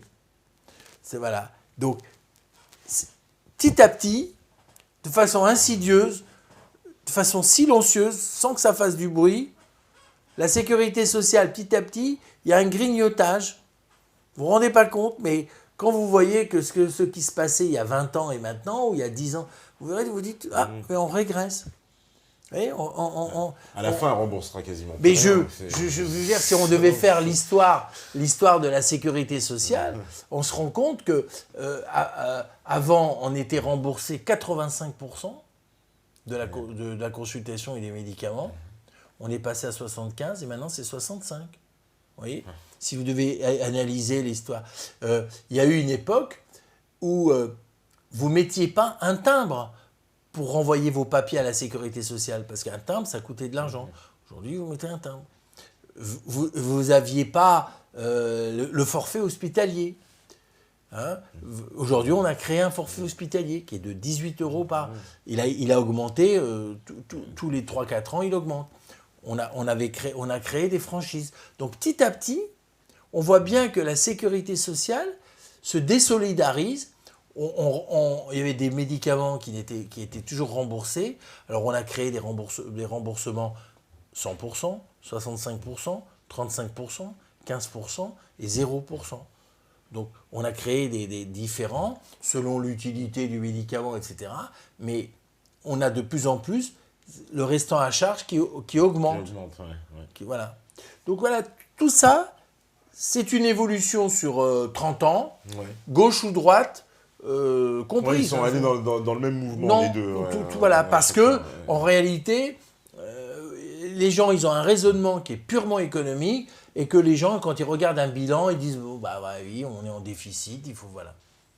Parce que cette mentalité, en plus, qui a accéléré, parce que je me souviens de Sarkozy qui avait demander les résultats dans la police, ou pareil, Voilà. ils se plaignent de ça aussi, qui disent mais on va pas mettre des infractions pour des infractions, on Voilà, va voilà. pas se les provoquer pour faire monter les stades, c'est complètement, c'est surréaliste. Et la médecine, c'est pareil, on a senti ça, donc voilà, pareil, des chiffres, voilà, l'hôpital, etc. Mais ce qui est très inquiétant, c'est que le pouvoir donc, de ces lobbies, là, ces énormes lobbies, on a l'impression que c'est eux qui bouffent tout, parce que, in fine, c'est quand même eux qui vont ramasser aussi un peu la Bien mise sûr. derrière. Alors, les sur lobbies, tout c'est ça. quoi? C'est l'industrie pharmaceutique, Voilà. c'est les compagnies d'assurance, ce sont les lobbies des cliniques privées, les lobbies des maisons de retraite, parce que là aussi, si vous voulez parler par exemple, de la dépendance, Ouais. on va arriver justement du fait du vieillissement, qu'on va arriver à avoir, je crois qu'il y a plus de 800 000 personnes par an qui ont une maladie d'Alzheimer, hein, par exemple en France. Ah ouais. Donc c'est énorme, et en vieillissant, on va avoir de plus en plus de personnes qui sont âgées, dépendantes, et il faudra créer des maisons de retraite, ou des EHPAD, c'est-à-dire des établissements d'hébergement pour personnes âgées dépendantes. Ça coûte entre 2005, 3000, 4000 euros. Hein. Alors on est par mois. Donc on va être dans une situation où vous avez des retraites qui sont de plus en plus faibles et des coûts pour le vieillissement qui seront de plus en plus élevés. Et ce problème-là, je peux vous dire que à l'élection de Sarkozy en 2007, donc il y a près de 10 ans, il disait oh, on va créer une assurance dépendance. 10 ans après, rien n'est fait. Donc on est conscient du problème. Moi je l'ai écrit dans un livre qui s'appelle Demain tous vieux, pauvres et malades. Comment éviter le clash sanitaire? C'est un problème énorme parce que la population vieillit, parce que cette population elle est grande consommatrice de médicaments, d'hospitalisation et de retraite. Et comment vous faites quand vous avez, faut payer 3 à 4 000 euros par mois pour une maison de retraite, quand vous avez une retraite de 2 000. Donc ce sont les enfants qui se cotisent, etc. Donc ça c'est un réel problème. Il faut créer, probablement, il faut se pencher sur ce problème de la dépendance. Bon, personne fait, chacun se débrouille comme il peut. Et ça c'est peut-être le rôle de l'État, de se dire, il faut que notre population, sinon on va arriver à des gens qui vont mourir dans des mouroirs. Hein. Ou alors on va nous inventer les maisons de retraite en Hongrie, enfin délocalisées. Peut-être on va vous dire... Faut dire ça coûte moins cher. Allez là-bas, c'est l'Europe. C'est l'Europe. Voilà, vous voyez, alors imaginez votre père, votre mère loin et vous la voyez pas. Non, mais voilà. Le monde est devenu de plus en plus déshumanisé, il faut faire attention. Et donc, il y a des réels problèmes, il y a des choses, et aujourd'hui, on ne veut pas les voir parce que ce sont des problèmes énormes. C'est des problèmes énormes à gérer. Et le temps passe et on les laisse couler.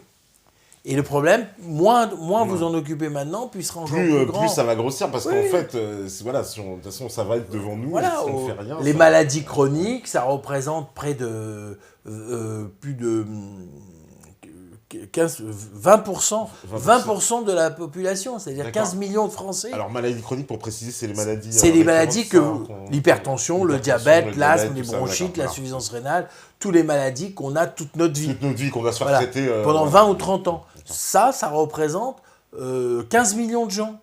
C'est plus de 20% de la population. Ces 20% de la population, ils représentent 80% de la consommation du truc. Il faut s'en occuper. D'accord. Ouais. Donc voilà, c'est un réel problème. Alors, il ne faut pas seulement leur dire faut donner des médicaments, etc. Il faut peut-être faire en sorte de les éduquer pour consommer moins, etc.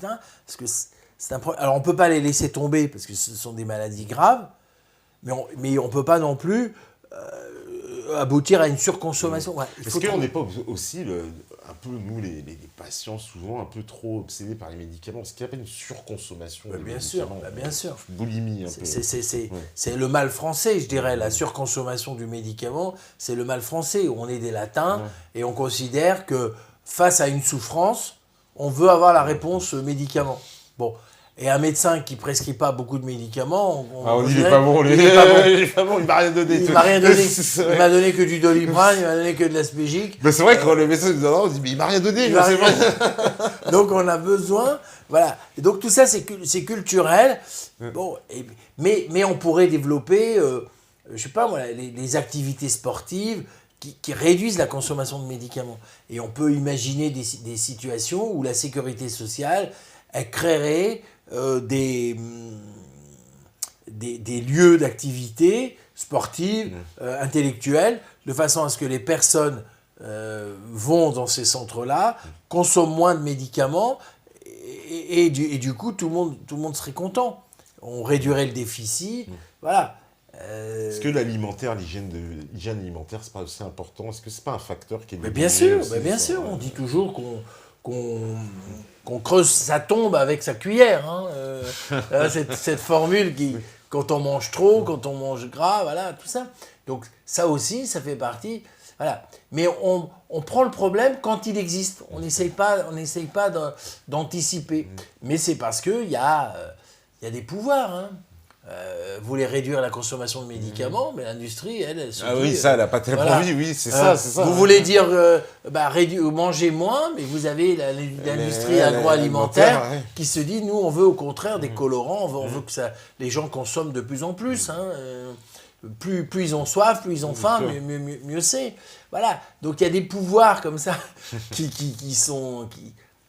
existent, et il faut faire avec, mais c'est, je pense, à l'État, de donner la direction en disant, bon voilà, on va faire en sorte que la population fasse plus de sport, parce que le sport c'est bon pour le moral, on va consommer moins de psychotropes, moins d'antidépresseurs, etc.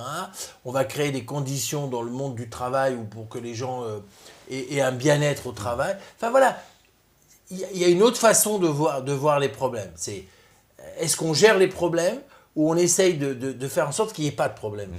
Oui, parce qu'on voit qu'il y a une convergence d'intérêts avec justement les industriels d'agroalimentaire qui vont nous vendre leur malbouffe en grande quantité, puis quelque part après, ces gens, il va falloir soigner, et puis mais oui. on s'aperçoit que des fois, il y a les mêmes qui vendent les médicaments, alors...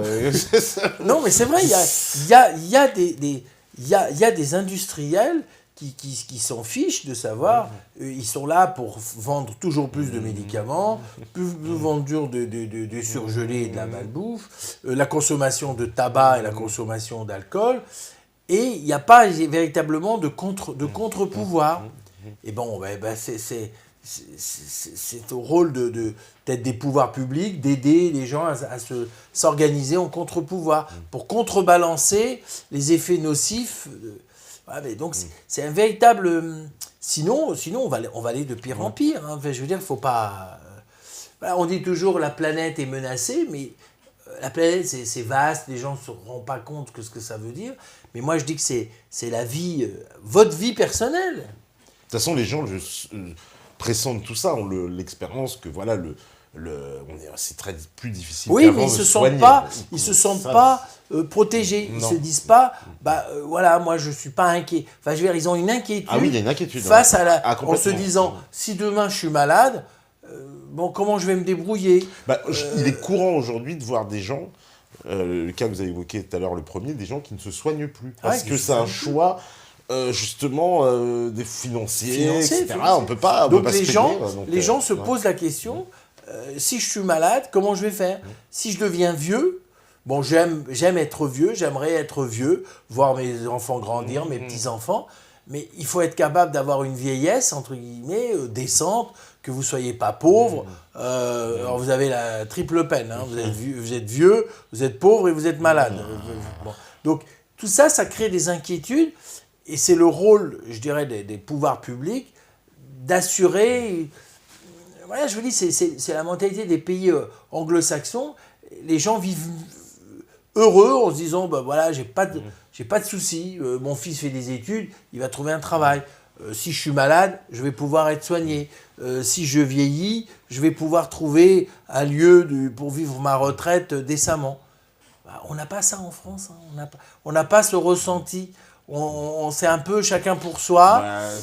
On a l'impression que c'est chacun, c'est le système D. Chacun se débrouille comme il peut. C'est le chacun pour soi. Bon, ça c'est pas bon.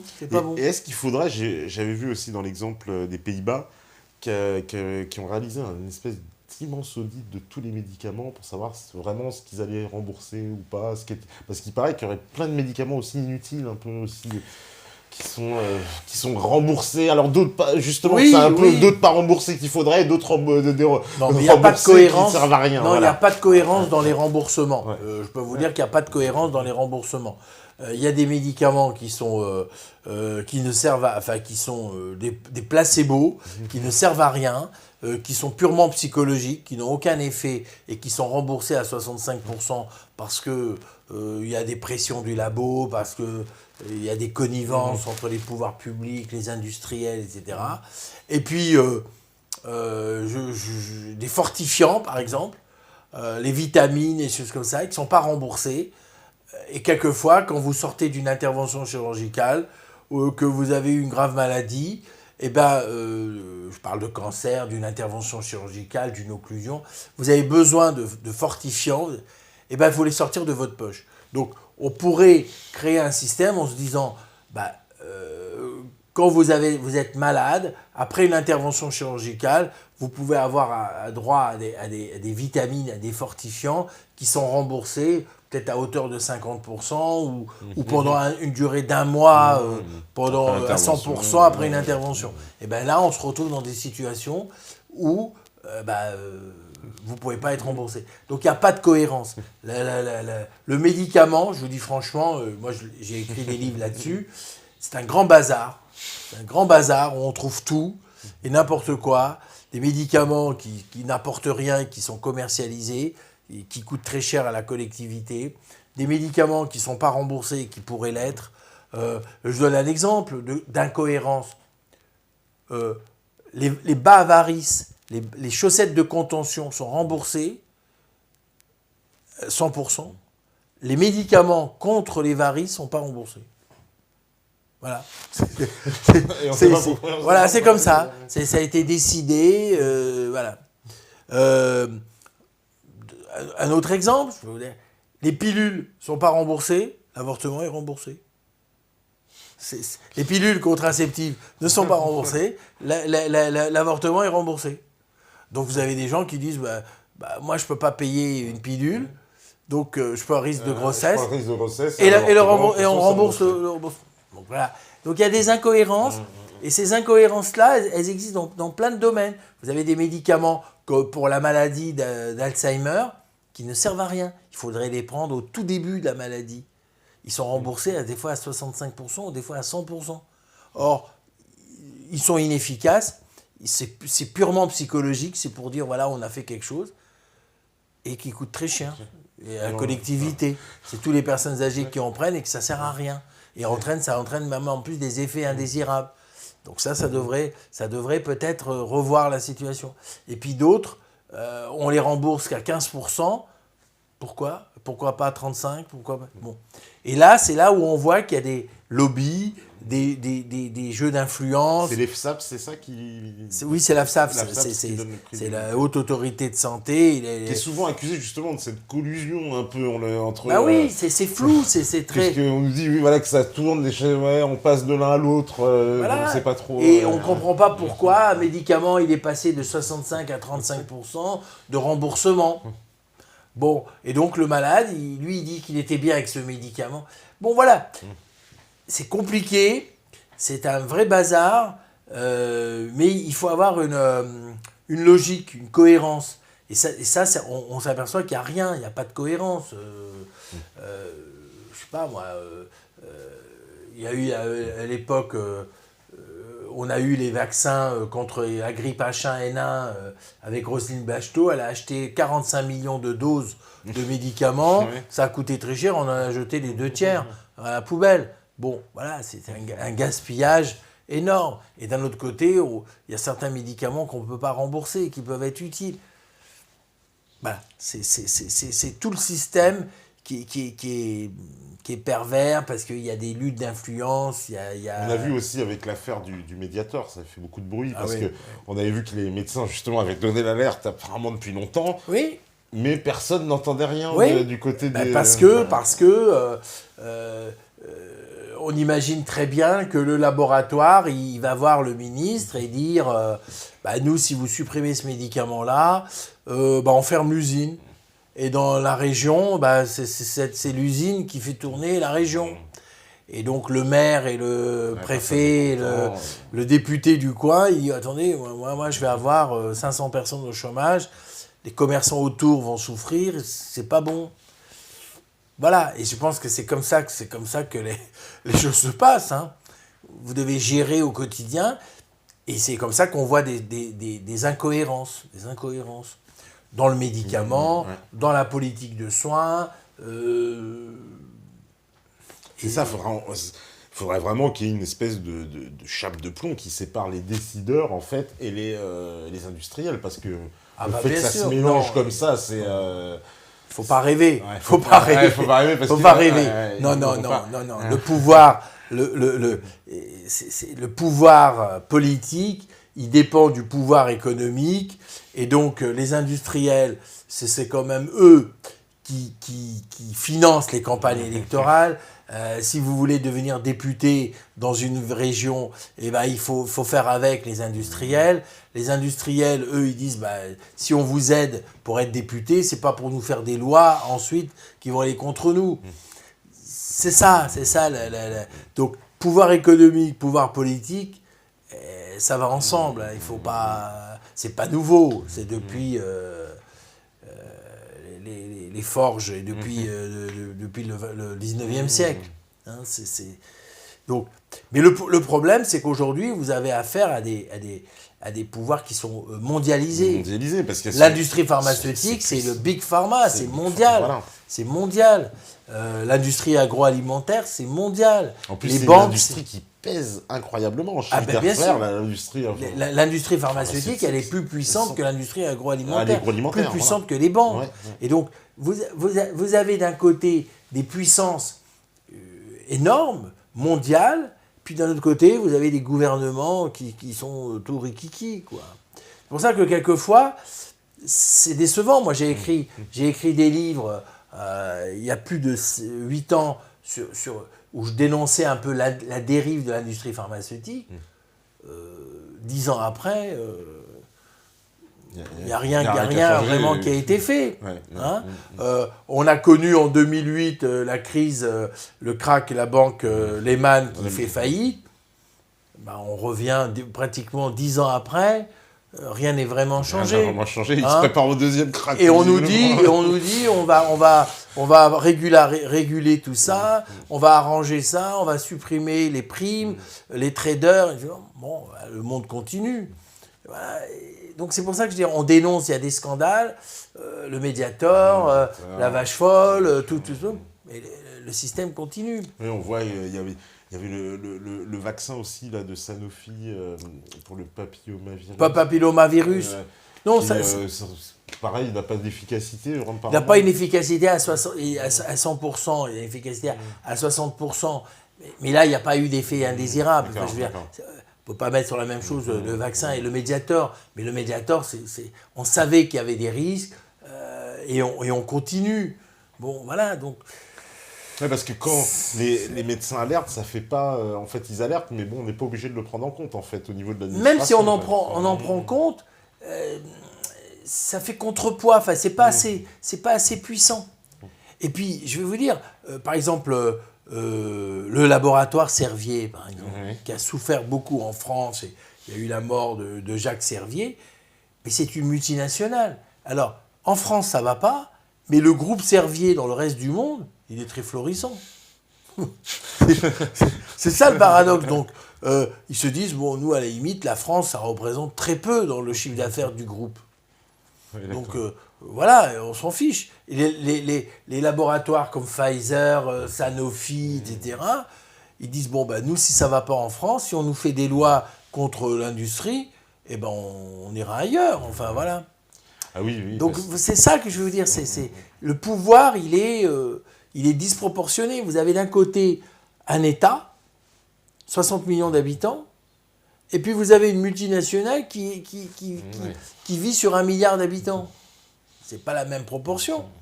Et c'est comme ça que le rapport, le pouvoir, il est inégal. Non, parce qu'à la fois, ils ont beaucoup de pouvoir, justement, ces laboratoires, cette industrie, mais ils se font très discrets en même temps. On ne les voit pas trop pavaner, je trouve. Bien sûr. Parce que, mais c'est ça le paradoxe. C'est-à-dire que nous, aujourd'hui, on peut dénoncer les dérives, on peut dénoncer des comportements, des choses comme ça, mais les choses bougent très peu. Moi, je pense que ce qui peut faire bouger, c'est la population.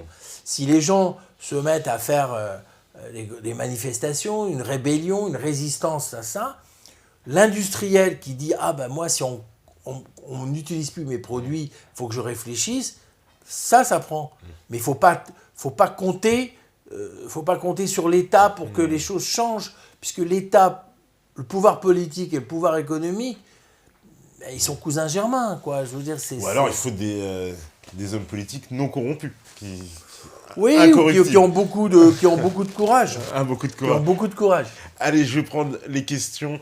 Alors, on me dit, par exemple, existe-t-il des génériques plus efficaces que les 10 originaux? Ça peut exister? Non, ça ne peut pas exister. Impossible. Impossible. Cherchez pas. On me dit, salut tout le monde, bonsoir Dr Boukri. Connaissez-vous ce remède contre le sida évoqué sur Méta TV? Et est-il réel? Pourquoi personne n'en parle? Alors, il s'agit en fait d'un remède qui a été mis au point par Jacques Diop au Sénégal, avec un laboratoire sénégalais. Je ne sais pas si vous connaissez cette affaire. Non, c'est donc, bon, un peu... voilà, tout le monde ne la connaît pas, mais c'est quelqu'un qui a mis au point, en fait, un remède à base de plantes sur lequel il a testé sur des malades. Il a obtenu des résultats, voilà, très positifs. Et en fait, au moment où il aurait dû avoir la commercialisation en fait, du médicament, du principe. Il y a eu apparemment tous les grands laboratoires français qui sont venus à Dakar avec Douste Blazy, c'est marrant, qui était à l'époque le fameux ministre de la Santé. Et puis, on ne sait pas ce qui s'est passé dans cette réunion, mais ils ont changé d'avis. En tout cas, le lendemain, il n'était plus question de commercialiser. En revanche, le Sénégal a obtenu une énorme subvention de la France de plusieurs millions. Et l'effacement aussi d'une grande partie de sa dette. Voilà. Oui, mais ça arrive souvent que quand un chercheur ou une équipe de chercheurs trouve des molécules qui ne rentrent pas dans le système, et surtout s'ils sont indépendants et qui ne font pas partie d'un groupe industriel, etc., ils se font assassiner par les grands groupes parce que c'est une concurrence terrible. En plus, je suppose que le médicament, il coûtera moins cher que... avec un base de plantes qui poussent là-bas. Donc tout ça, ça fait on dénigre, on empêche même ce qu'il ait des autorisations de mise sur le marché. Donc c'est surréaliste, on pourrait empêcher un médicament qui pourrait soigner pour donc des principes économiques. Bien sûr, évidemment. Évidemment, c'est-à-dire que les grands laboratoires vont aller voir le ministère en disant écoutez, ça peut pas, vous pouvez pas donner une caution à ce genre de médicaments, voilà. Et ça c'est très fréquent. Il faut vraiment une volonté politique. Des gens qui disent non, nous on n'a pas les moyens d'acheter des molécules qui coûtent très cher. Ça a été fait à l'époque en Afrique du Sud, où il y avait Roche qui faisait son médicament contre le HIV et contre le sida. Donc il y avait une bataille juridique où le gouvernement sud-africain nous dit on ne peut pas payer des molécules très très chères, on n'a pas les moyens pour traiter notre population atteinte du sida. Et le laboratoire, il dit oui, mais nous, on a investi, on a fait des millions de dollars de dépenses pour fabriquer ce médicament. On peut pas, voilà. Et il y a eu une bataille juridique, il y a eu un rapport de force, et ils sont arrivés à un compromis. Oui. Ils sont arrivés à un compromis. Il y avait un cas similaire en Thaïlande, je crois aussi. Donc voilà, et donc c'est pour ça qu'il faut qu'il y ait la volonté politique. Donc si on a au Sénégal un gouvernement qui dit nous on y croit, on va l'aider. Voilà. Mais s'il dit non, voilà, eh ben Ouais. c'est un véritable problème, hein, parce que c'est des enjeux colossaux. Hein, bon, imaginez le nombre de gens atteints du sida dans le monde, et si on trouve une molécule qui est beaucoup moins chère et qui peut nuire aux grands groupes industriels, les Roche, les Novartis, les Pfizer, les grands groupes américains et suisses. Mais il faut s'imaginer qu'est-ce que ça peut représenter. C'est des géants. C'est des géants. Et qui sont loin d'être... même les petits scandales, ça leur fait une petite secousse. Mais ils sont tellement robustes. Voilà, parce qu'ils ont des ressources financières incroyables. Oui, donc, ressources financières pour eux, même énormes. se faire attaquer finalement en procès. Mais non, ils vous envoient des armées d'avocats. Et puis ils indemnisent même, ils indemnisent des malades. malades. Ils peuvent acheter les victimes. Alors ça aussi, oui, c'est-à-dire qu'en fait, quand il y a un scandale, souvent d'ailleurs, c'est comme ça qu'ils étouffent. Ils vont voir les gens et leur disent, bon bah... J'ai écrit un livre qui s'appelait « Ces médicaments qui nous rendent malades », à partir d'une histoire, vraie évidemment, c'était le Vioxx, un anti-inflammatoire fabriqué par un laboratoire américain qui s'appelle MSD, Merck Sharp Dohme, et il y a eu 3000 morts dues à ce médicament-là, parce que ce médicament-là qui traitait l'arthrose, l'arthrite, etc., entraînait des hypertensions, des accidents vasculaires cérébraux, des infarctus du myocarde et des décès.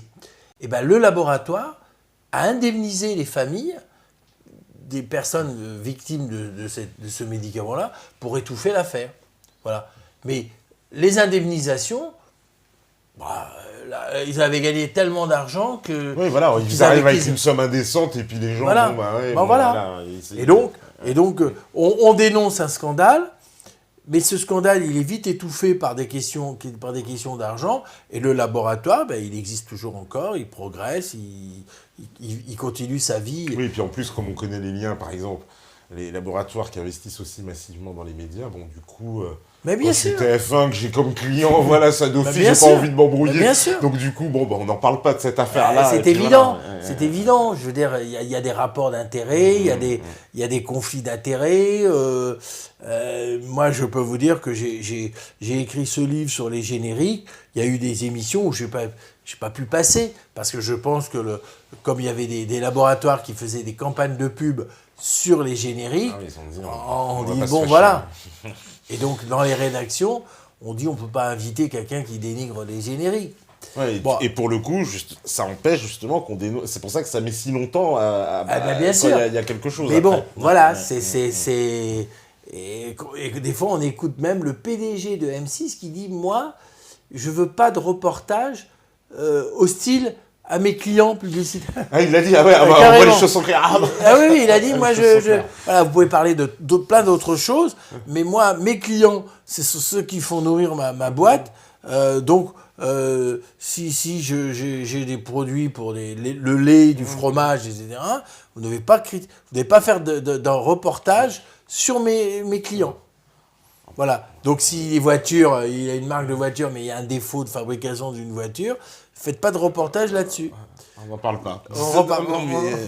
Il a été transparent. Pour le coup. Alors, on me dit encore, allez, je vais prendre les dernières questions aussi.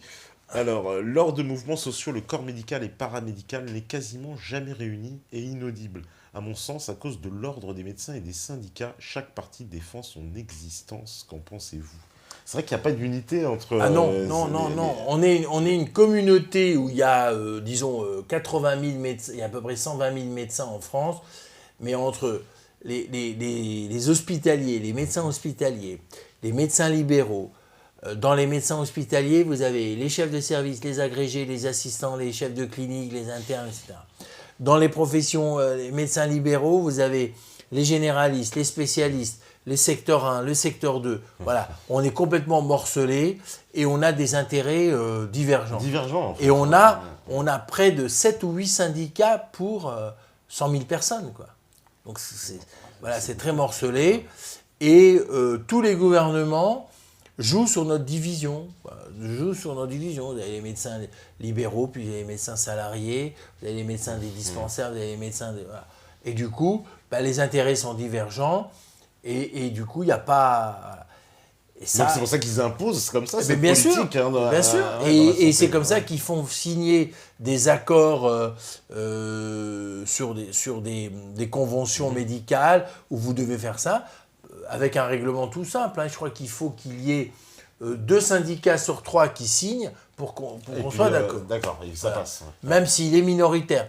2 syndicats minoritaires remplacent le syndicat majoritaire. Ce qui compte, c'est qu'il y ait 2 sur 3. Voilà. Voilà. C'est des représentations. Alors, il faut savoir aussi que les médecins, comme beaucoup de gens, il y a très peu de médecins syndiqués. Ouais. Donc, oui, comme en Donc, France, on voilà, est très peu syndiqués voilà. de façon générale. Donc voilà, il y a tout. Et les gouvernements jouent là-dessus. Non, la seule force qui peut faire bouger les choses, ce sont les associations de patients, parce que ce sont eux qui ont, je dirais, ce sont des malades et qui sont touchés dans leur corps, quoi, par un effet secondaire d'un médicament, par un système de santé qui est parfois injuste, etc. Mais malheureusement, on ne peut pas tenir compte du syndicat, on ne peut pas tenir compte il faut que le problème il vienne par la base. Voilà. Quand il y a une association de malades, les associations de malades ont fait bouger les choses en matière de générique, comme je vous l'avais dit, dans l'hypothyroïdie et dans l'épilepsie. Si demain vous avez des malades qui disent nous on est contre le forfait hospitalier parce qu'on n'a plus les moyens de payer, vous voyez, ça peut faire bouger les choses. ça peut faire bouger parce que ouais. les pouvoirs publics ils tiennent compte beaucoup du rapport de force, quoi. Vous voyez ce que je veux dire, c'est un rapport de force. Malheureusement, ce sont les personnes âgées qui sont les plus malades et on voit mal les personnes âgées descendre dans la rue et se plaindre. Ouais. Allez, je prends les dernières. On me dit encore, que pensez-vous de la médecine chinoise? Ça, c'est vrai, Alors moi je vais vous dire, j'ai écrit un livre qui s'appelle « Enfin guérir lorsque la médecine classique ne suffit plus ». Ouais. Et moi je préconise, je pense qu'il faut créer des passerelles et des ponts entre la médecine officielle, donc qui est basée sur le médicament, la chirurgie, etc., et les médecines dites alternatives. Voilà. Parce qu'on entend beaucoup parler aujourd'hui. Non, mais d'abord je vais vous dire, je crois que pratiquement un malade sur 2, il va voir des homéopathes, des acupunctures, des ostéopathes. Donc moi je pense que la plupart des médecins, ils sont contre ça, ils sont contre. Mais les malades et la population, elle est pour. Et je pense que on a tort, nous, médecins, mais pas moi, mais la plupart des médecins, ils ont tort de dénigrer ce type de médecine. Moi, je pense qu'il faut créer au contraire des liens, et on peut soigner par ostéopathie, par médicaments, on peut soigner par médecine chinoise, par l'acupuncture, et puis par la chirurgie. Tout ça, c'est complémentaire, et il ne faut pas s'opposer les uns aux autres. Moi, je dis toujours que ce qui compte, c'est peu importe comment vous guérissez un malade, l'essentiel, c'est que vous le guérissez. Et si, regardez par exemple dans mon livre qui s'appelle Enfin guérir, je parle de l'hypnose, je parle de l'ostéopathie. L'hypnose, elle a été mise en valeur à l'époque par Charcot au 19e siècle. Puis quand le professeur Charcot est mort, elle est tombée en désuétude. Et aujourd'hui, ça remonte. Et aujourd'hui, on fait des anesthésies sous hypnose, on traite les douleurs sous hypnose, les conduites addictives. Voilà. Et donc l'hypnose est redevenue reconnue, elle est même traitée dans les hôpitaux, etc. Donc l'ostéopathie a été dénigrée. Celui qui faisait de l'ostéopathie pouvait être embêté par le Conseil de l'ordre. Aujourd'hui, l'ostéopathie, elle est reconnue. Voilà. Donc moi, je crois à la médecine chinoise à partir du moment où elle est faite sérieusement. Voilà. Et pour moi, pour dire sérieusement, il faudrait qu'il y ait une sorte de label, parce que si vous cherchez un médecin ou un thérapeute qui fait de la médecine et vous regardez ça sur Internet sans savoir exactement qui il fait, dans ce genre de choses, vous n'avez pas de garantie que ce ne soit pas un rigolo, un charlatan, etc. Ouais. Donc il faut faire attention, quoi. Mais pourquoi pas, hein. En France aussi, alors il y a eu par exemple le sérum de Quinton qui était, c'est encore utilisé ça Non. Ça c'était une sorte de fortifiant. Voilà, qui remplaçait les transfusions. Non, mais ce genre de petite médecine, c'est souvent de façon empirique. C'est-à-dire un médecin, il découvre ça, il essaye lui-même, etc. Mais alors après, pour qu'il soit reconnu, il faut qu'il soit utilisé à grande échelle. Et souvent il a parce pas les que moyens. il y a le fameux documentaire, donc beaucoup connaissent Les Savants Maudits, où ici il y a alors, son nom m'échappe, mais il a inventé la machine pour le cancer à Bordeaux. C'était un monsieur, j'ai oublié son nom, peut-être vous le trouverez, vous, sur... ouais, Mais je le fais dans un un peu de mes public. livres, par exemple, je peux vous dire, dans un de mes livres, je parle des guérisseurs Ouais. et des barreurs de feu. Les barreurs de feu, ce sont des gens qui lorsque vous avez des brûlures, qui vous mettent les mains à 10 cm de la brûlure et qui font disparaître les brûlures. Les barreurs de feu, ça s'appelle. Et ce sont des gens qui ont des dons. Et dans des services de brûlés, par exemple, lorsque la médecine officielle ne marche pas, on a essayé les médicaments, on a essayé les pommades, on a tout essayé, et ben on fait appel à ces gens qui ne sont pas médecins, mais qui ont ce don. Et on voit des malades qui, pendant des mois, voire des années, ils ont souffert de leur brûlure, ils n'ont jamais été vraiment soulagés, qui en 10 minutes, un quart d'heure, leur vie est métamorphosée, quoi. Alors on ne sait pas comment ça marche, mais les barreurs de feu. Et ben, dans des services hospitaliers, on fait appel à ces gens-là, qui bien souvent ne se font même pas rémunérer. Pas non, non, même parce que j'imagine, non, de ramener quelqu'un comme ça. Oui, on les connaît. L'anti-médecine. Oui, c'est quelque part, mais ils sont efficaces. En général, ils ne sont même pas rémunérés. Ils font ça parce qu'ils ont un don. Ce don, il est bien souvent transmis de génération en génération, de père en fils. Et ce sont des gens qui guérissent à distance, ou ça s'appelle les barreurs de feu. Et il en existe, et ça marche. Bon, l'hypnose, ça marche. L'ostéopathe, ça marche. Les guérisons spontanées, les guérisons inexpliquées, ça marche. Et dans mon livre, donc Enfin guérir, je parle de tout ça, et je pense que moi, je pense qu'un médecin, il ne doit pas chercher la gloire en se disant, bah voilà, c'est moi qui ai fait le truc. Ce qui compte pour moi, c'est qu'il arrive à soulager le malade avec des solutions, même qui ne sont pas prouvées scientifiquement. Parce que l'hypnose, on ne sait pas comment ça marche. Non, on ne sait pas comment ça fonctionne. Mais ça marche. Mais ça marche. C'est essentiel. On arrive à anesthésier quelqu'un sous hypnose. Oui. C'est incroyable. Voilà. Ouais. Et on opère sous hypnose. On opère sous hypnose. Donc, c'est fantastique. Des gens qui ont des conduites addictives à l'alcool, au tabac, à la drogue, eh ben, avec quelques séances d'hypnose, voilà, on marche. Je vous donne un exemple. Une technique qui est de plus en plus développée, peut-être vous en avez entendu parler, c'est pour le stress post-traumatique. Tous les gens qui ont eu, par exemple, été victimes de l'affaire du Bataclan, ils ont la technique, ça s'appelle EMDR. EMDR, c'est Eyes Movement Depression Reaction. C'est des systèmes avec le doigt, on demande aux patients de regarder, de suivre le mouvement du doigt. Bon. Et quand il fait ça, en 2-3 semaines, son anxiété disparaît, il dort mieux, il ne fait plus de cauchemars, il n'a plus d'appréhension quand il se commémore l'événement. Voilà. Alors ça a été inventé par une psychologue américaine qui a vu des patients, qui a vu des soldats américains qui venaient d'Afghanistan et qui étaient traumatisés par ce qu'ils ont vu. Donc ils avaient un stress post-traumatique. Elle a utilisé cette technique. On ne sait pas comment ça marche, mais ça marche. Donc, vous voyez ce que je veux dire ? Et donc, l'essentiel, c'est que ça marche. Et aujourd'hui, il y a des psychologues qui utilisent le MDR. Et c'est où ça marche, en 2-3 séances d'être guéri, ou ça marche pas, ou ça marche pas. Mais quand ça marche, c'est fantastique. Et ça évite de prendre des médicaments, etc. Donc, vous voyez, il y a des choses qui sont pas du domaine scientifique, qui sont pas rationnelles, qui sont pas expliquées, mais l'essentiel, c'est le résultat. Eh ben, voilà. Merci beaucoup, Dr Boukri, d'être venu ce soir, puisqu'on arrive à la fin. Donc pour nous, je précise, il y aura je vais refaire une partie revue de presse en fait, juste après. Donc il y aura la pause, mais après la pause. Donc c'est pas la peine de quitter, parce qu'il y en a qui vont me dire au revoir et tout, mais non, mais il y a encore un petit bout d'émission.